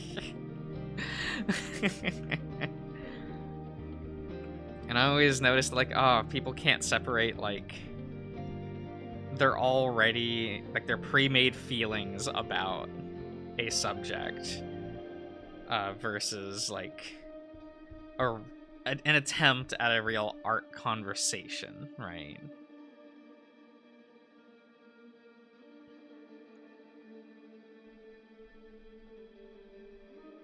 That was just something that I noticed.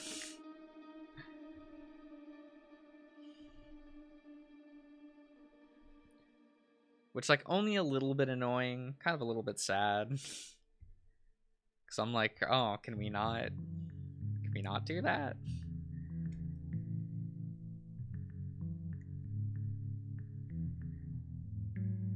I guess I just thought, like, people could do that, because that was something, like, we had to do in college. I remember there was a day where there was a small gallery set up at the school, right? And so our teacher, like, took us over to that building. And, like, we looked at the artwork. And it was, like, cool. And when we went back, and he just, like, asked everyone, like, what's your favorite piece here? And a lot of us, and this was, like, a trick question, right? Like, an actual trick question. Because one of the pieces was a little more avant-garde, let's say, right? It was very abstract. It was basically like a crude inking of a human face with colored paint splatter on the canvas, right? And a lot of us pointed at that one, right? Because it's the most artsy-fartsy one there, right? Because a lot of the other pieces in that exhibit were like a realistic painting of a forest, a realistic painting of a fruit bowl, realistic, like, things, right? So that one stood out. So a lot of us, like, pointed at that one. And the teacher was like, why? It sucks. It is just a crude, like, basically... like a crude inking, like the outline inking of a person's face with splattering of paint around it. And then asked us to explain what is it doing, right? Like, And I was able to do it. He was very, like, happy with my explanation, because I'm an artsy-fartsy kind of guy. I was able to be like, oh, like, blah, blah, blah, expression, what it could mean, what you as a person can draw from this image, right? And he was like, yes, thank you, that was the answer I wanted.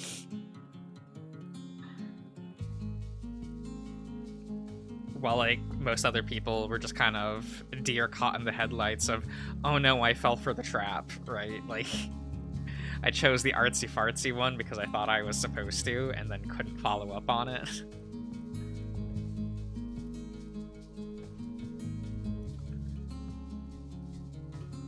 And it's like, no, you just gotta be able to compartmentalize what something is doing, how well it's doing it. And, like, the teacher didn't think that painting sucked. He just said that to try to, like, throw the students off guard, right?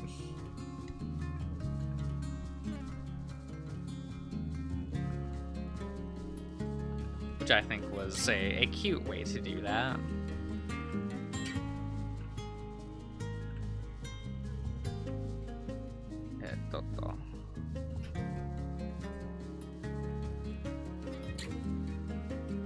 Sounds like a cool teacher.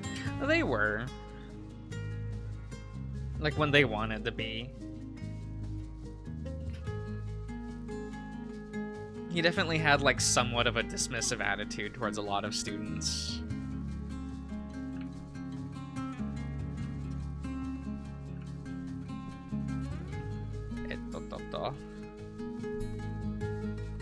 Because that was the teacher that was, like, also the head of the art program at that school.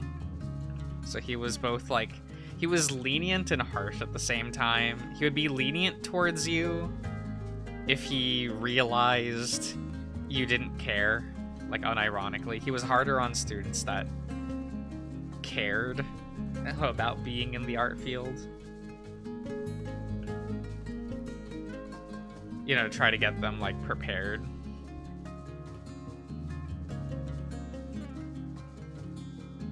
Because that was the teacher that, like, took me aside and was like, you should quit this program.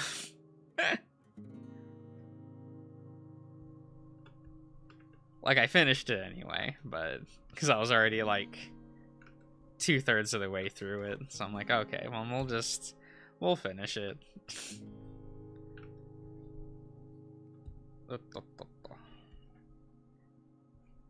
Like, he had said that I wasn't cut out for, like, the art field, which, like, not wrong. That was a teacher that was like, you should transfer into journalism.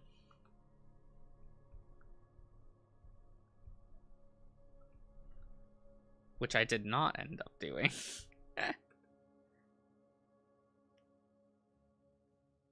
Because then I would have been too close to Chunter, let's face it.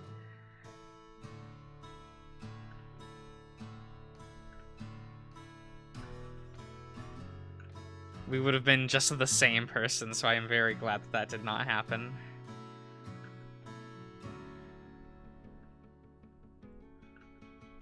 Yeah,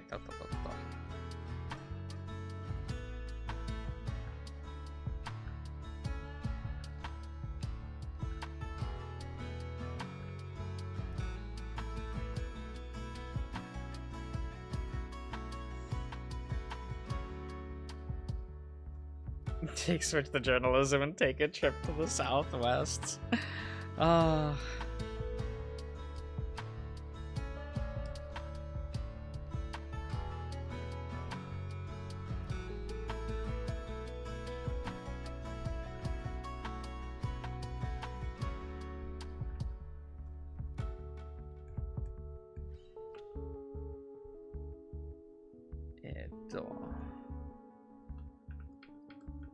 It's like, nah, Chunter and I were too close. It's too weird.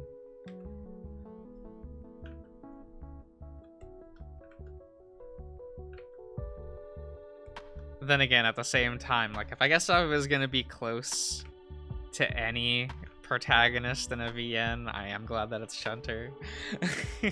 Since I like him a lot.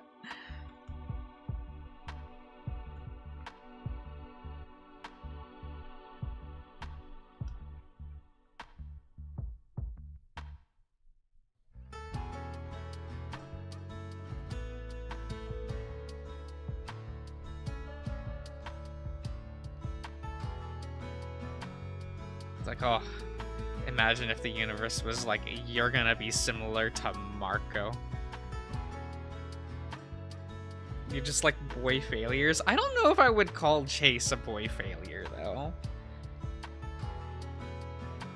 Like Chase, like for the most part, is a character that speaks his mind, has a great taste in media, has actual like an art brain, which is nice.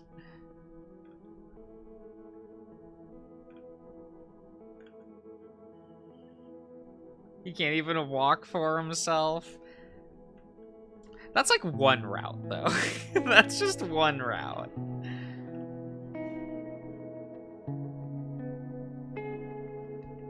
He's only tripping on himself in one specific route.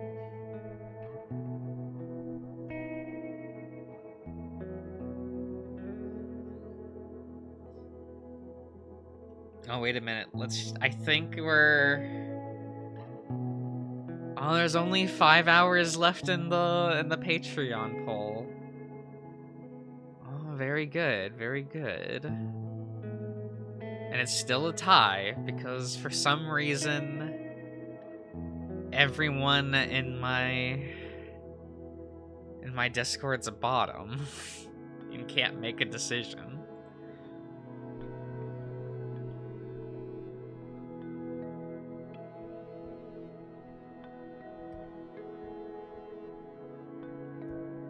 It's like, I see.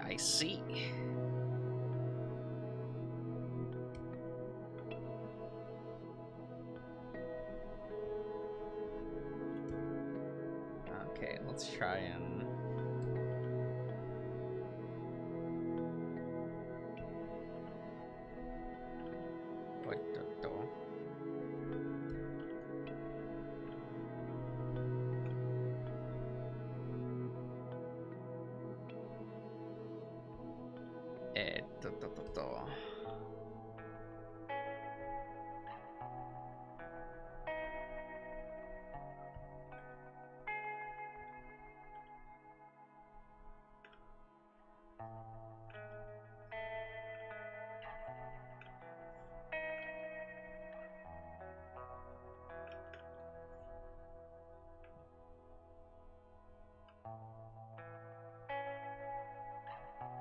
We will do that.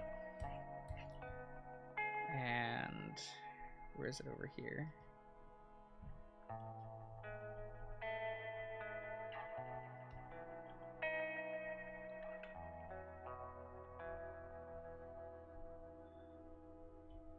We'll lower the opacity on that. Try to make a closed circuit. Right? Yeah.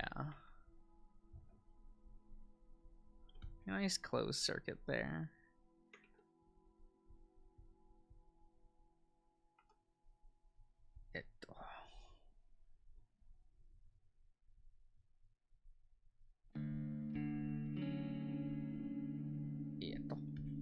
There we go. Now we will start to fill in this anchor.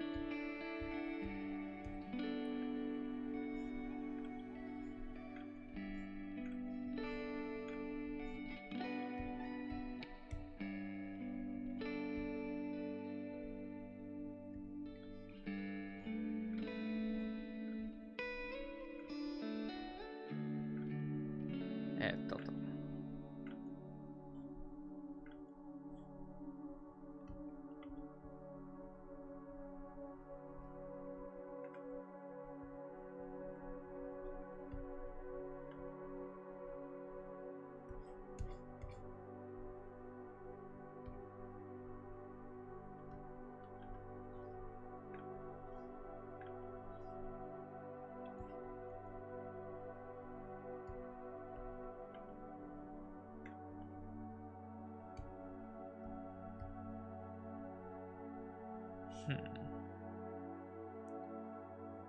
Wait a minute. What did you say? What are you? Wait.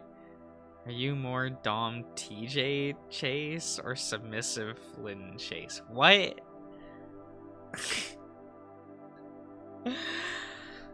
Hmm. I don't think I'm like either.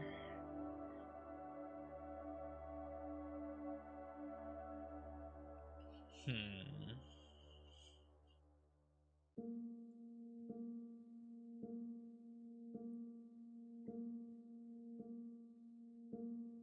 I guess like well, I do like Chase and Flynn's route, not the submissive shit. Well, he's not even that submissive though.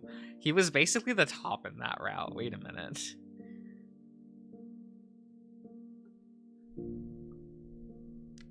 Wait, isn't Chase more of a top in routes than he's typically a bottom?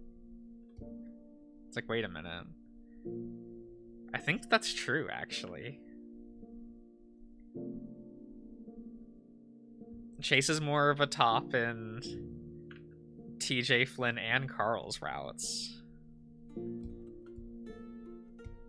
And I wouldn't exactly call him submissive in Leo's route.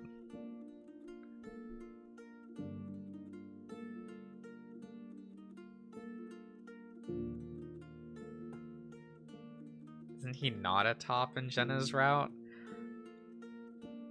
I think they leave that kind of open. And neither of them really played the submissive role in that relationship.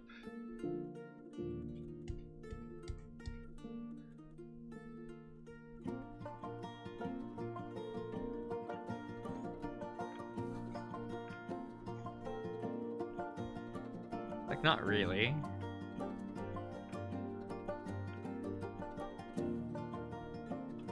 Ah, hello, Chase. Hello, hello.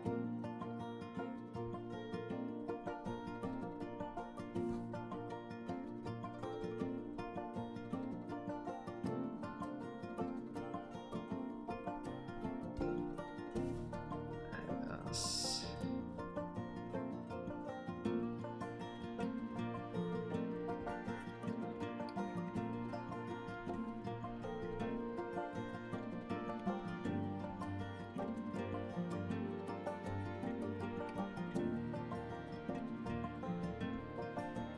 Well.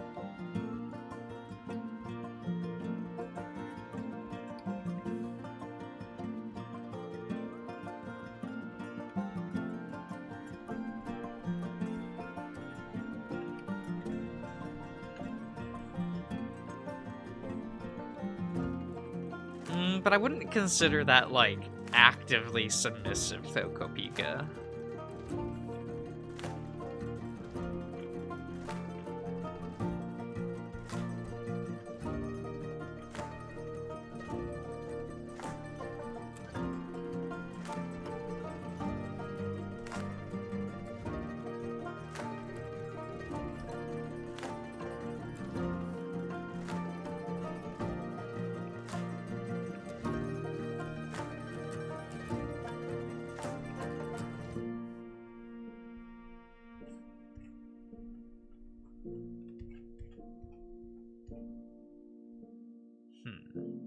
What are we drawing? A good boy?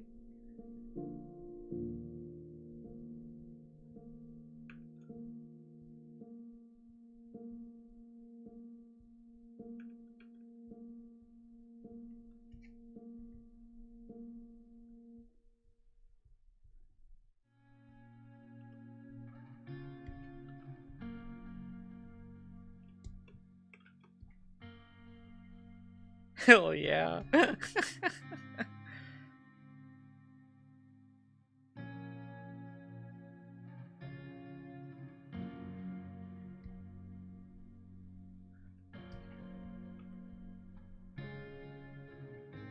Yeah,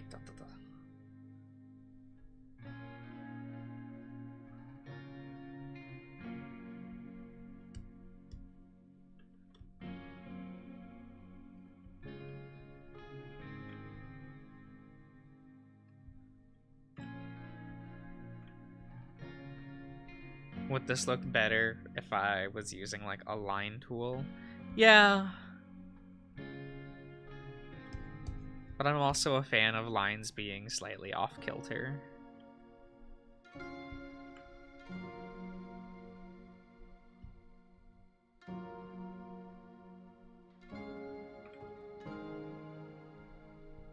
Just kind of me, though. I would suggest if other people are doing this, like...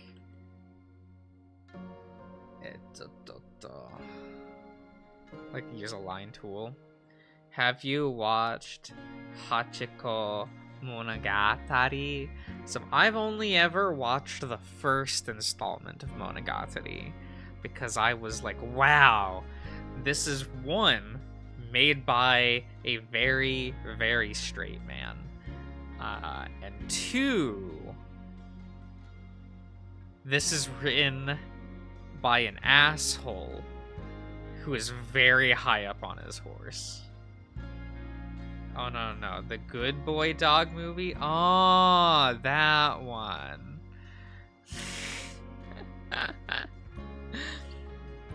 Wait, which Hachiko film? Sorry, there's like 8,000 of them. Let me go Google that really quick.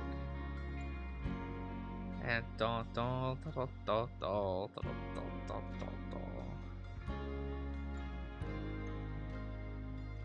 I have not watched this movie.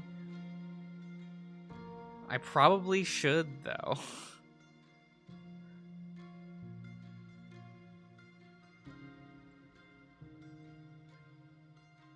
That looks cute.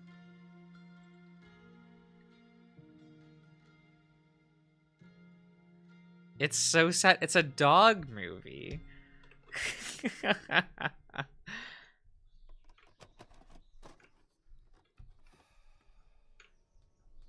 Don't you always kind of just assume that those are going to be like, well, what's at stake? The happiness or life of the dog?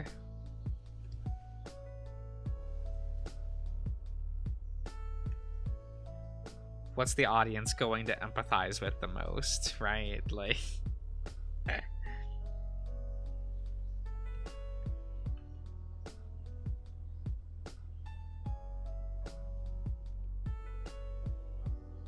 I'm not $5 richer, damn. I probably could have taken that bet very well. I like don't cry when I watch media.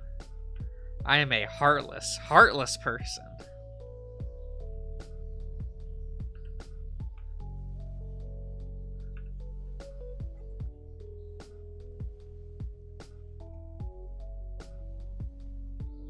Even for a dog? I mean, I'll like feel sad, but I will not like be brought to tears.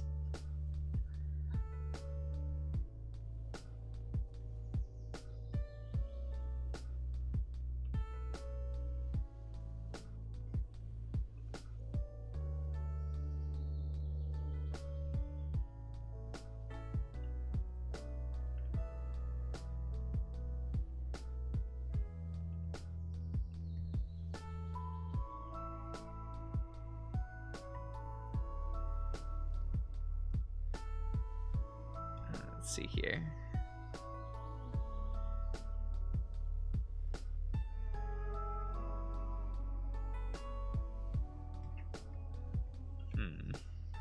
Enjoys watching doggos die. That's not true. It just doesn't bother me when they do. There's a difference, come on. Like, if the dog die, I'm just like, eh. Like, that's sad. But you're gonna have to try a lot harder for me to, like... I don't know, for me to tear up, I guess. It's happened so rarely in my life that it just doesn't come off.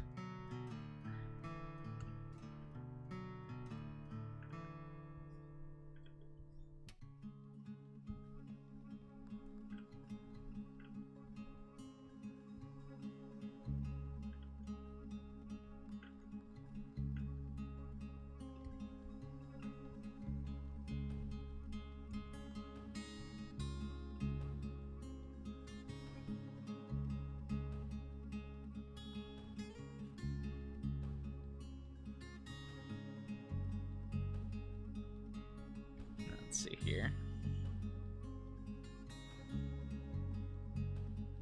Did the dog die website? Ah, like a blog to catalog every piece of media where the dog dies? Is it like Women in Refrigerators, but for dogs?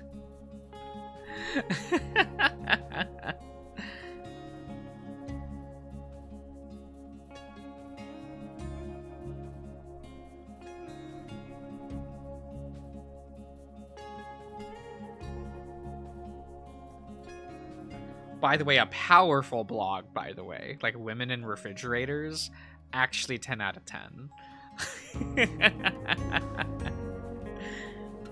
No.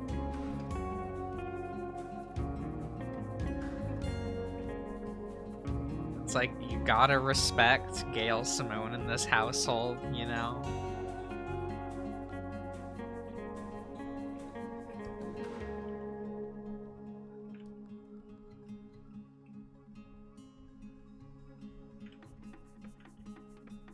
I love how that woman, like, made a blog criticizing how women are written in comics, got hired because of that blog, and then, like, became one of the industry's leading female comic book writers. Like, beloved the world over.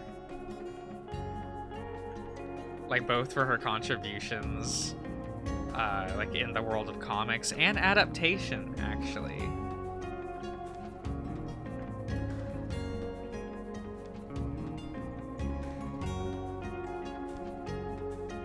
It's honestly a real crime that they don't let her help with scripts or for concepts for the movies. Because it's like, damn. Maybe I would have watched Birds of Prey if Gail Simone was on that film.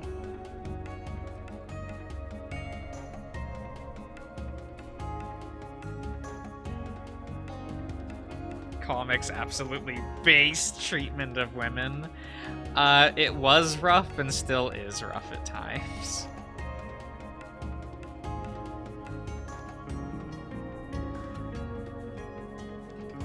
Like, sadly, we don't have a milestone label, like, or a milestone-like label for women. Though I don't think that would be successful. I think the track record is, like, you look at Milestone Comics, right? If you don't know what Milestone is, it is a label under DC Comics for specifically their black characters by black creators, so... And those books sell okay. And they get okay reception.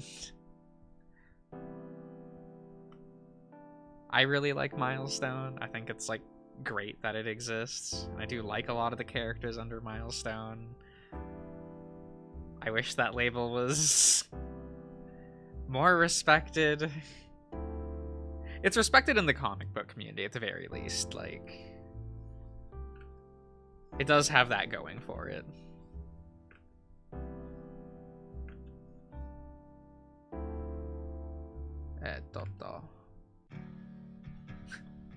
Now, will you ever see those characters adapted in anything?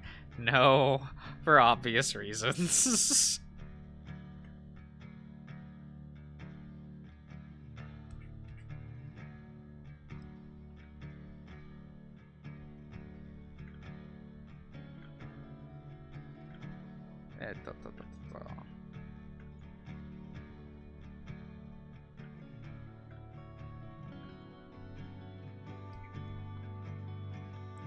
And even though this character isn't a milestone label character, I am glad that in the next Superman movie, we will see Mr. Terrific.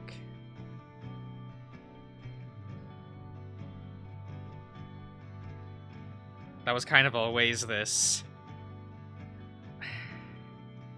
Like, you would always see people complaining about the lack of diversity in superhero movies, and then there'd be comic book fans like me going like, they are actively choosing not to adapt the black heroes. Like, it's not that they don't exist, it's that they are actively choosing not to show them off, right? So it's really cool that Mr. Terrific is going to be in the new Superman movie. People will maybe learn who he is. Maybe they'll learn to care. I've definitely always liked Mr. Terrific. You know, the current, not current, the leader of the Justice Society for, what, multiple decades. Mr. Terrific is quite a name. Comic books be this way, okay? You just have to be okay with the writing sensibilities. I mean, arguably the main character of the Marvel Universe is called Mr. Fantastic, right?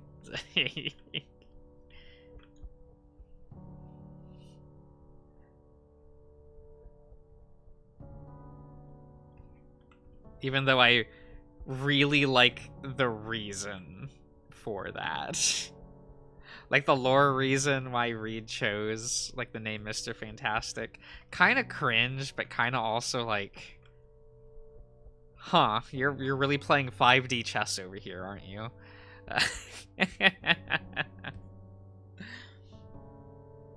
As Reed always does, you know? Because he specifically calls himself Mr. Fantastic for marketing reasons. As he puts it, like he... God, what was the... Am I gonna go pull up? The answer is yes. Give me a second. I can find the quote. I think I have it memorized. Which comic book issue it is.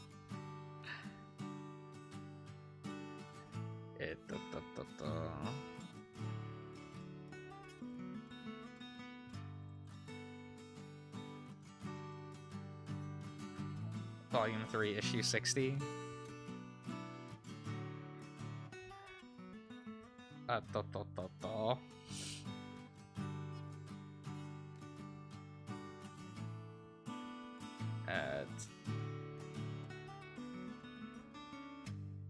Give me a second. Did Dr. Doom do that same kind of thing for the same reason? No. What does Reed say in this scene? Yeah, it's Reed, like, telling a story of the Fantastic Four to somebody. So he's, like, kind of referring to himself from the third person in this. So it's like, so he refused to let them operate in secret. He gave them a home in a city of 8 million. He gave them costumes and a flying car, and he encouraged them to parade around with some pretty outlandish names. Mr. Fantastic? Does that sound like something anyone would really want to call themselves? No. But that's the kind of thing that made headlines and t-shirts and action figures. He knew that they would keep people from fearing them. You see, glamour and fame weren't options. They were a necessity. Because maybe by turning his friends into celebrities, he could be forgiven for taking away their normal lives.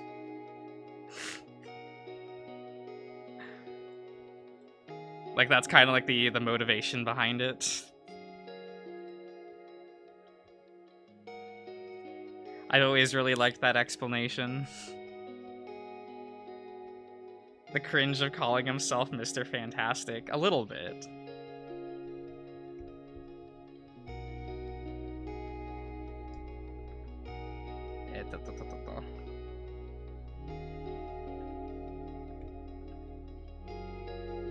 Because there is that thing where Reed unironically hires PR consultants, and you will have comics about him arguing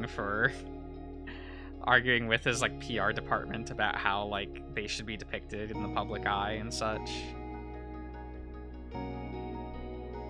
One of them was a pretty overt commentary on adaptation for the Fantastic Four, which was a little bit both hilarious and sad how relevant that still is today. think it was in that same comic. Let me re-pull that up.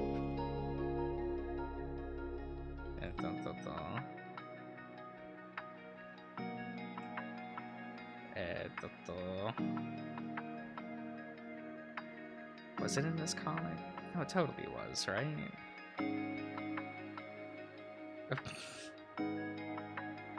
Somewhere in here. I don't remember the exact scene. Oh well. Man, Mark Waid's run was so good for the Fantastic Four.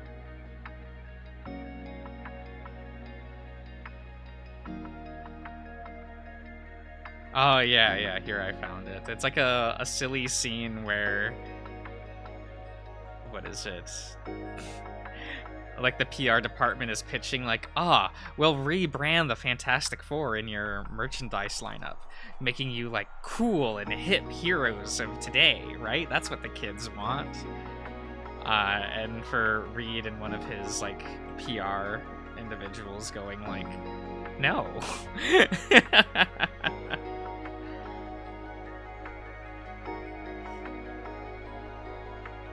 Like, there's no reason to like change who we are for that. Like, a pretty blatant like criticism of how those meetings tend to go, because apparently that is usually what happens in meetings for the Fantastic Four is, they need to be modernized and hip and thing. And most of the comic writers are fighting like tooth and nail to keep that book kind of as Jack Kirby somewhat intended.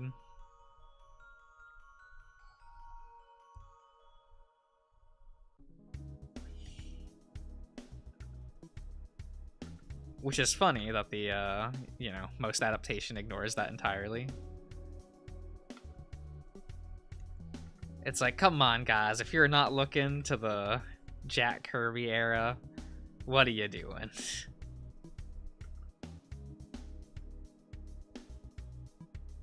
Brennan, I think at this point we should probably be looking at the Waid era of Fantastic Four. But that's just me. I think he's done like the best job at modernizing that team without ever losing what makes them actually endearing as characters.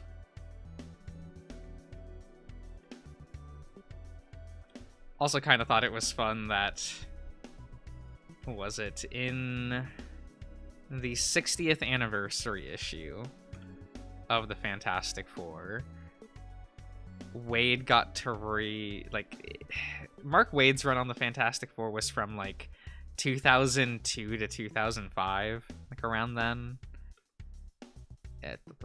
Well, there we go. And the 60th anniversary issue came out in like 2021.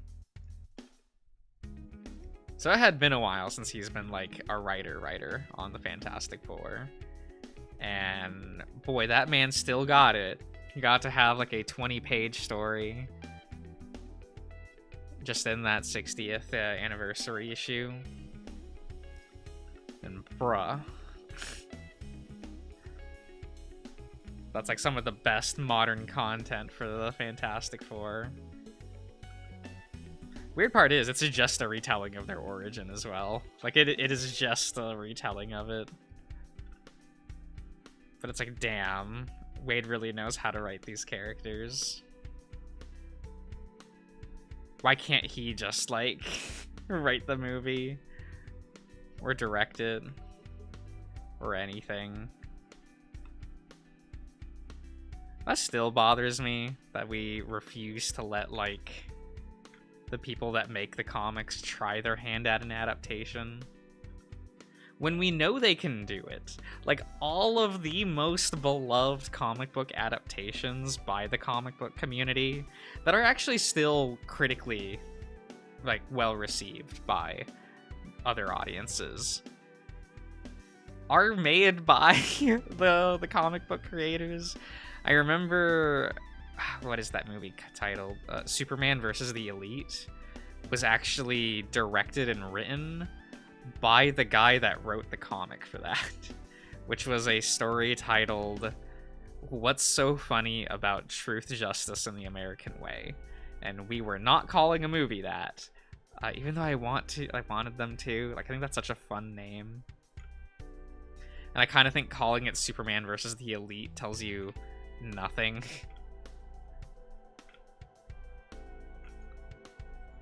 Like, I feel like when you see that comic book title, you're like, damn, we know exactly what this theme is going to be. We know exactly what the message is. But when you just see, like, Superman versus the Elite, you're kind of like, excuse me? The Elite? Who? Does not, like, I'm sure that was a PR department thing of, like, we cannot call this What's So Funny About Truth, Justice, and the American Way as a movie. It's like, we can call the comic book that. That's fine. We cannot call a movie that.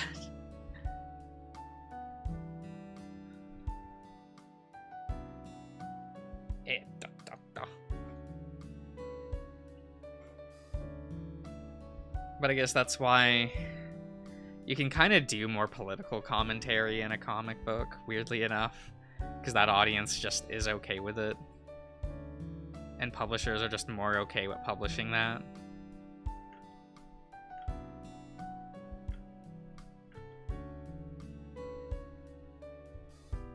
Because, like, oh boy, the current, like, Ultimates run.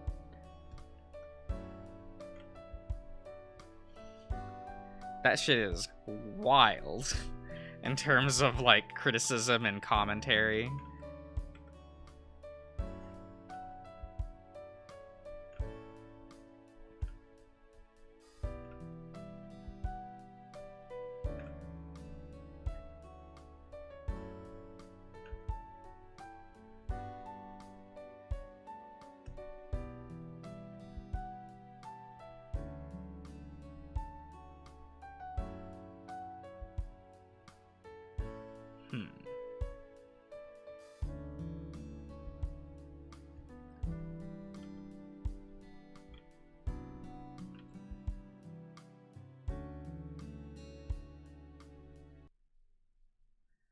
Imagine all of the 2-hour commentary criticism about the movie regarding And the American Way. God, yeah, people get so uptight about that. And it's always the non-comic readers that do. And I'm like, I don't think you get what Superman is supposed to stand for. Like, yeah, his catchphrase is like, you know, or the tagline is always, he fights for truth, justice, and the American way. You know, that's the tagline. So, but people, like, God, they're so weird about, like, about that. It's like, I don't think you know what that's supposed to mean. Then again, getting people to understand, like, the message and theming of Superman is very... It's like pulling teeth, right? Like, most people have this really weird idea of what Superman is. And I always have to, like, tilt my head and just go, like, have you ever read Superman? like ever?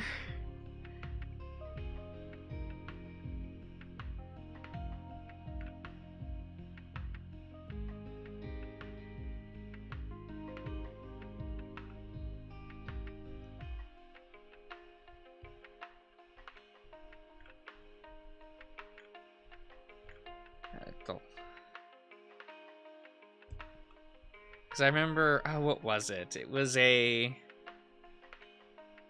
Was it Super Sons? There was a Superman movie, like an animated movie that came out, what, 2 or 3 years ago? In which Superman did say, like, oh, we fight for truth, justice, and the American way. And people were legitimately boycotting the movie because of it.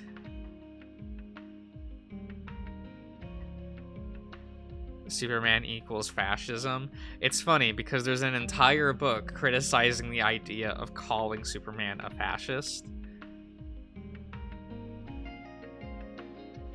And yet that book still, like, decided to handle that criticism in a... God, how I want to word this. In a far more nuanced way than you would have expected, like Superman Red Sun.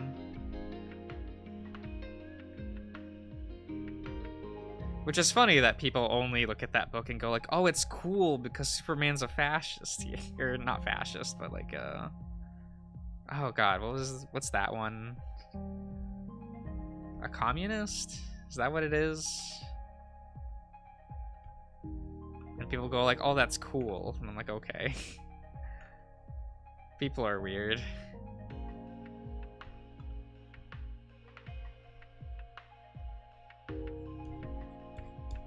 Sometimes my heart goes out to these creators that try to like have a theme and idea. And then audiences go just like, oh, but that's cool, rather than it being like a criticism of the thought process. I feel so bad for Alan Moore constantly making comics that are like criticisms of perception, and then people go, oh, but that's cool. Like, you have Watchmen, right? Which is about like how putting superheroes in a more realistic setting inherently takes away what makes them special and what their meaning is, and people were just like, oh, but it's so cool. And like wanting more of that. And it's like, damn. Oh well. They tried.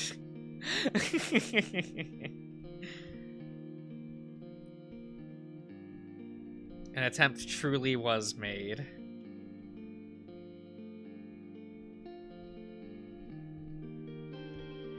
Oh, first I should probably do this.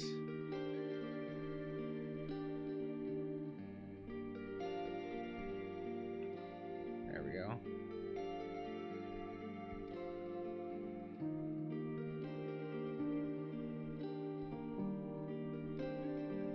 Okay, we'll grab that.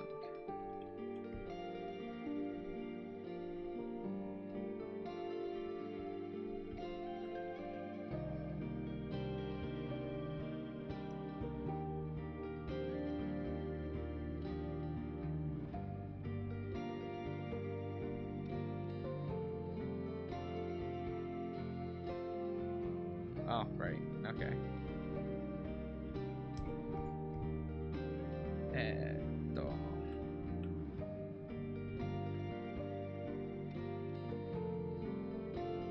We will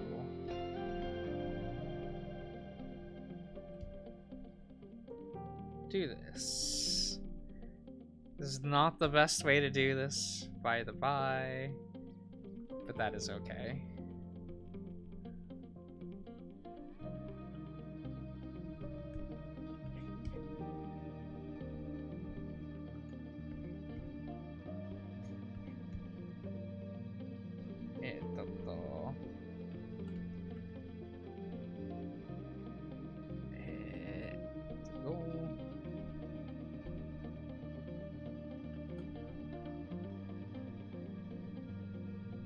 But you know, not an artist, so we don't know how to do things correctly here.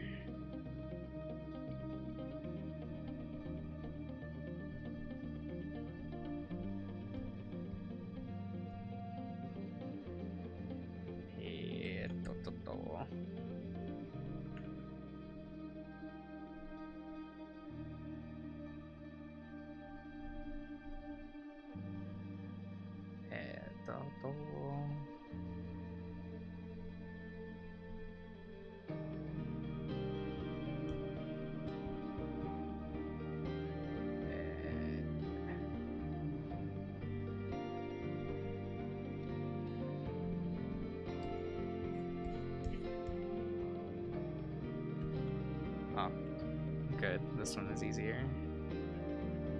There we go.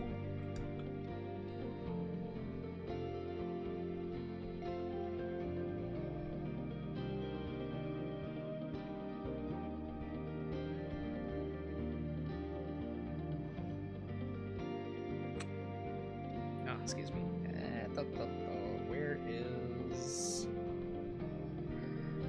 grab this.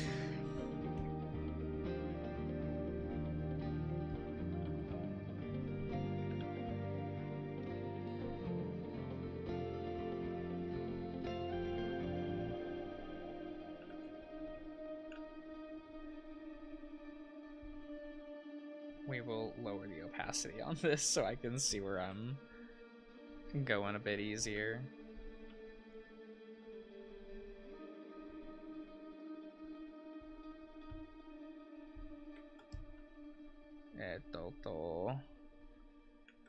There we go. Yeah, this took a little bit longer than I was hoping it would, but that's fine. Hope everyone likes seeing my shitty process. I'm not a great artist, or rather, not an artist, you know.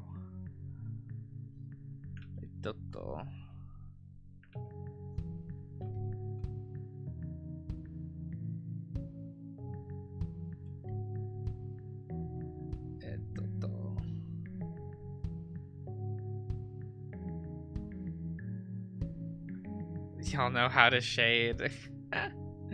Oh god. I mean that thing I just don't do.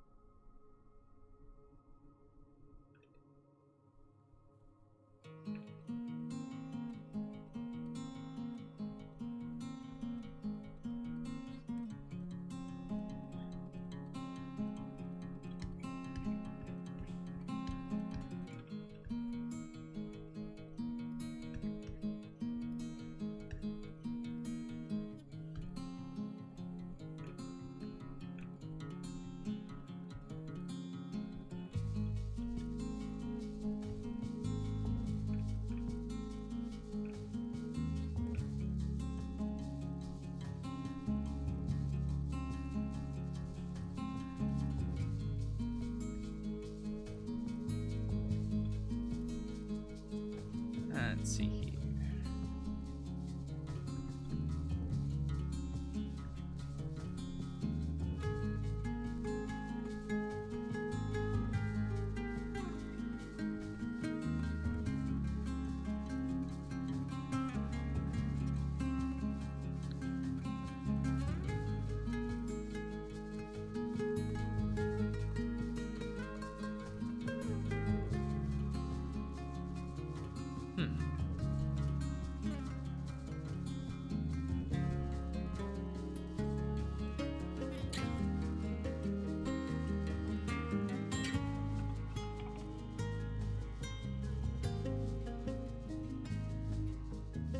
Let's change the canvas size.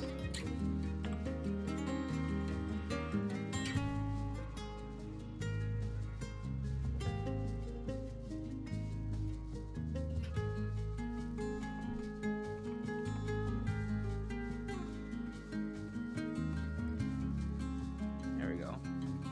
What you guys think? What do you guys think of this?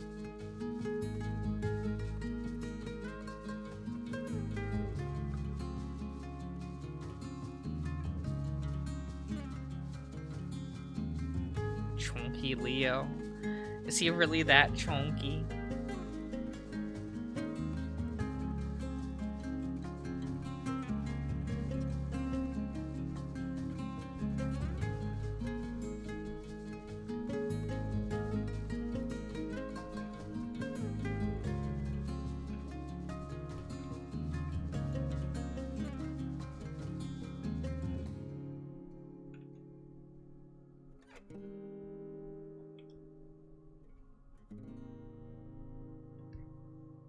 TV dinner? Oh my god.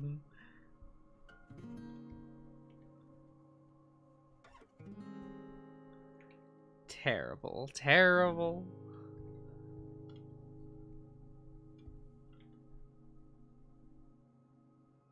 Truly, truly terrible.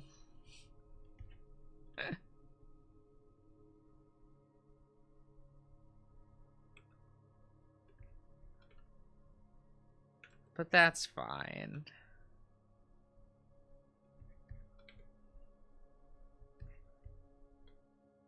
There. Yeah, I think that's okay. Not the best draftsmanship I've ever done, but it's fine. Yes, wait a minute, we can add a little thing.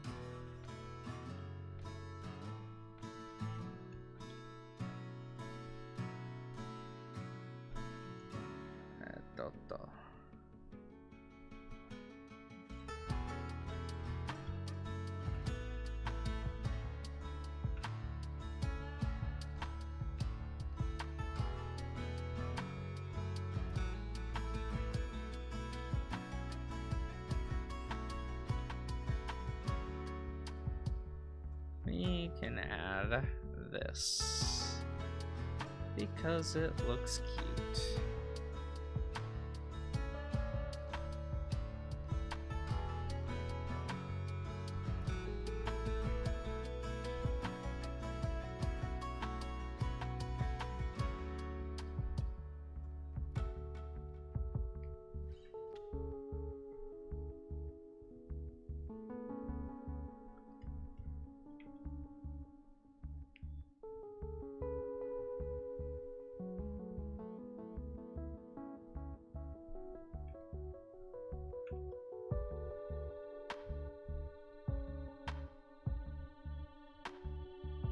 There we go.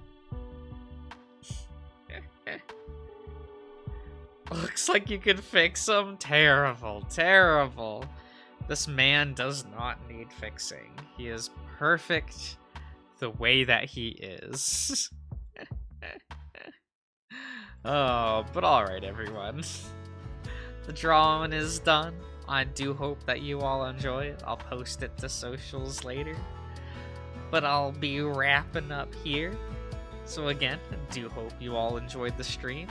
And I'll see you guys around. Have a good night, everybody.